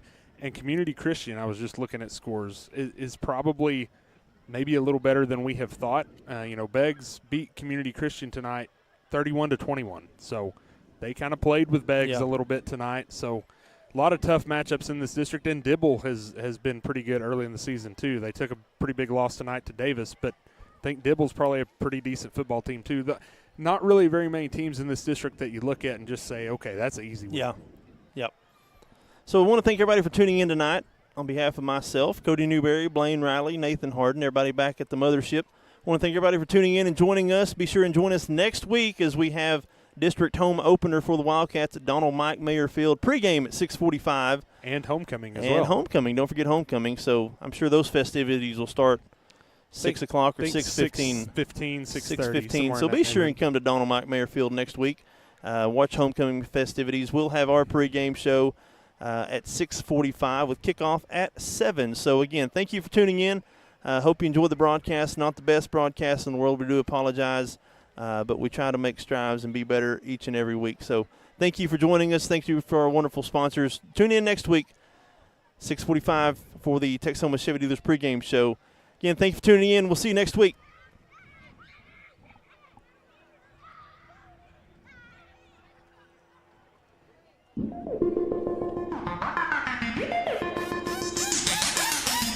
Thank you for listening to Coalgate Wildcat Football. The 2024 Coalgate Wildcats are presented by First Bank. The Wildcats are sponsored by Brown's Funeral Service and Farmers Insurance Agent Lucinda Holland. The Coalgate Wildcats are brought to you by Stuteville Ford, Shamrock Bank, and Logan & Sons. Coalgate Wildcat Athletics are also sponsored by Cole County Farm Bureau, Triple Heart Boutique, and H&L Customs. Also helping to bring you the Coalgate Wildcats, the RX Shop, and Cole County Community Hospital. The Wildcats are sponsored in part by Flower Garden and the Cole County Tag Agency. This has been Coalgate Wildcat Football.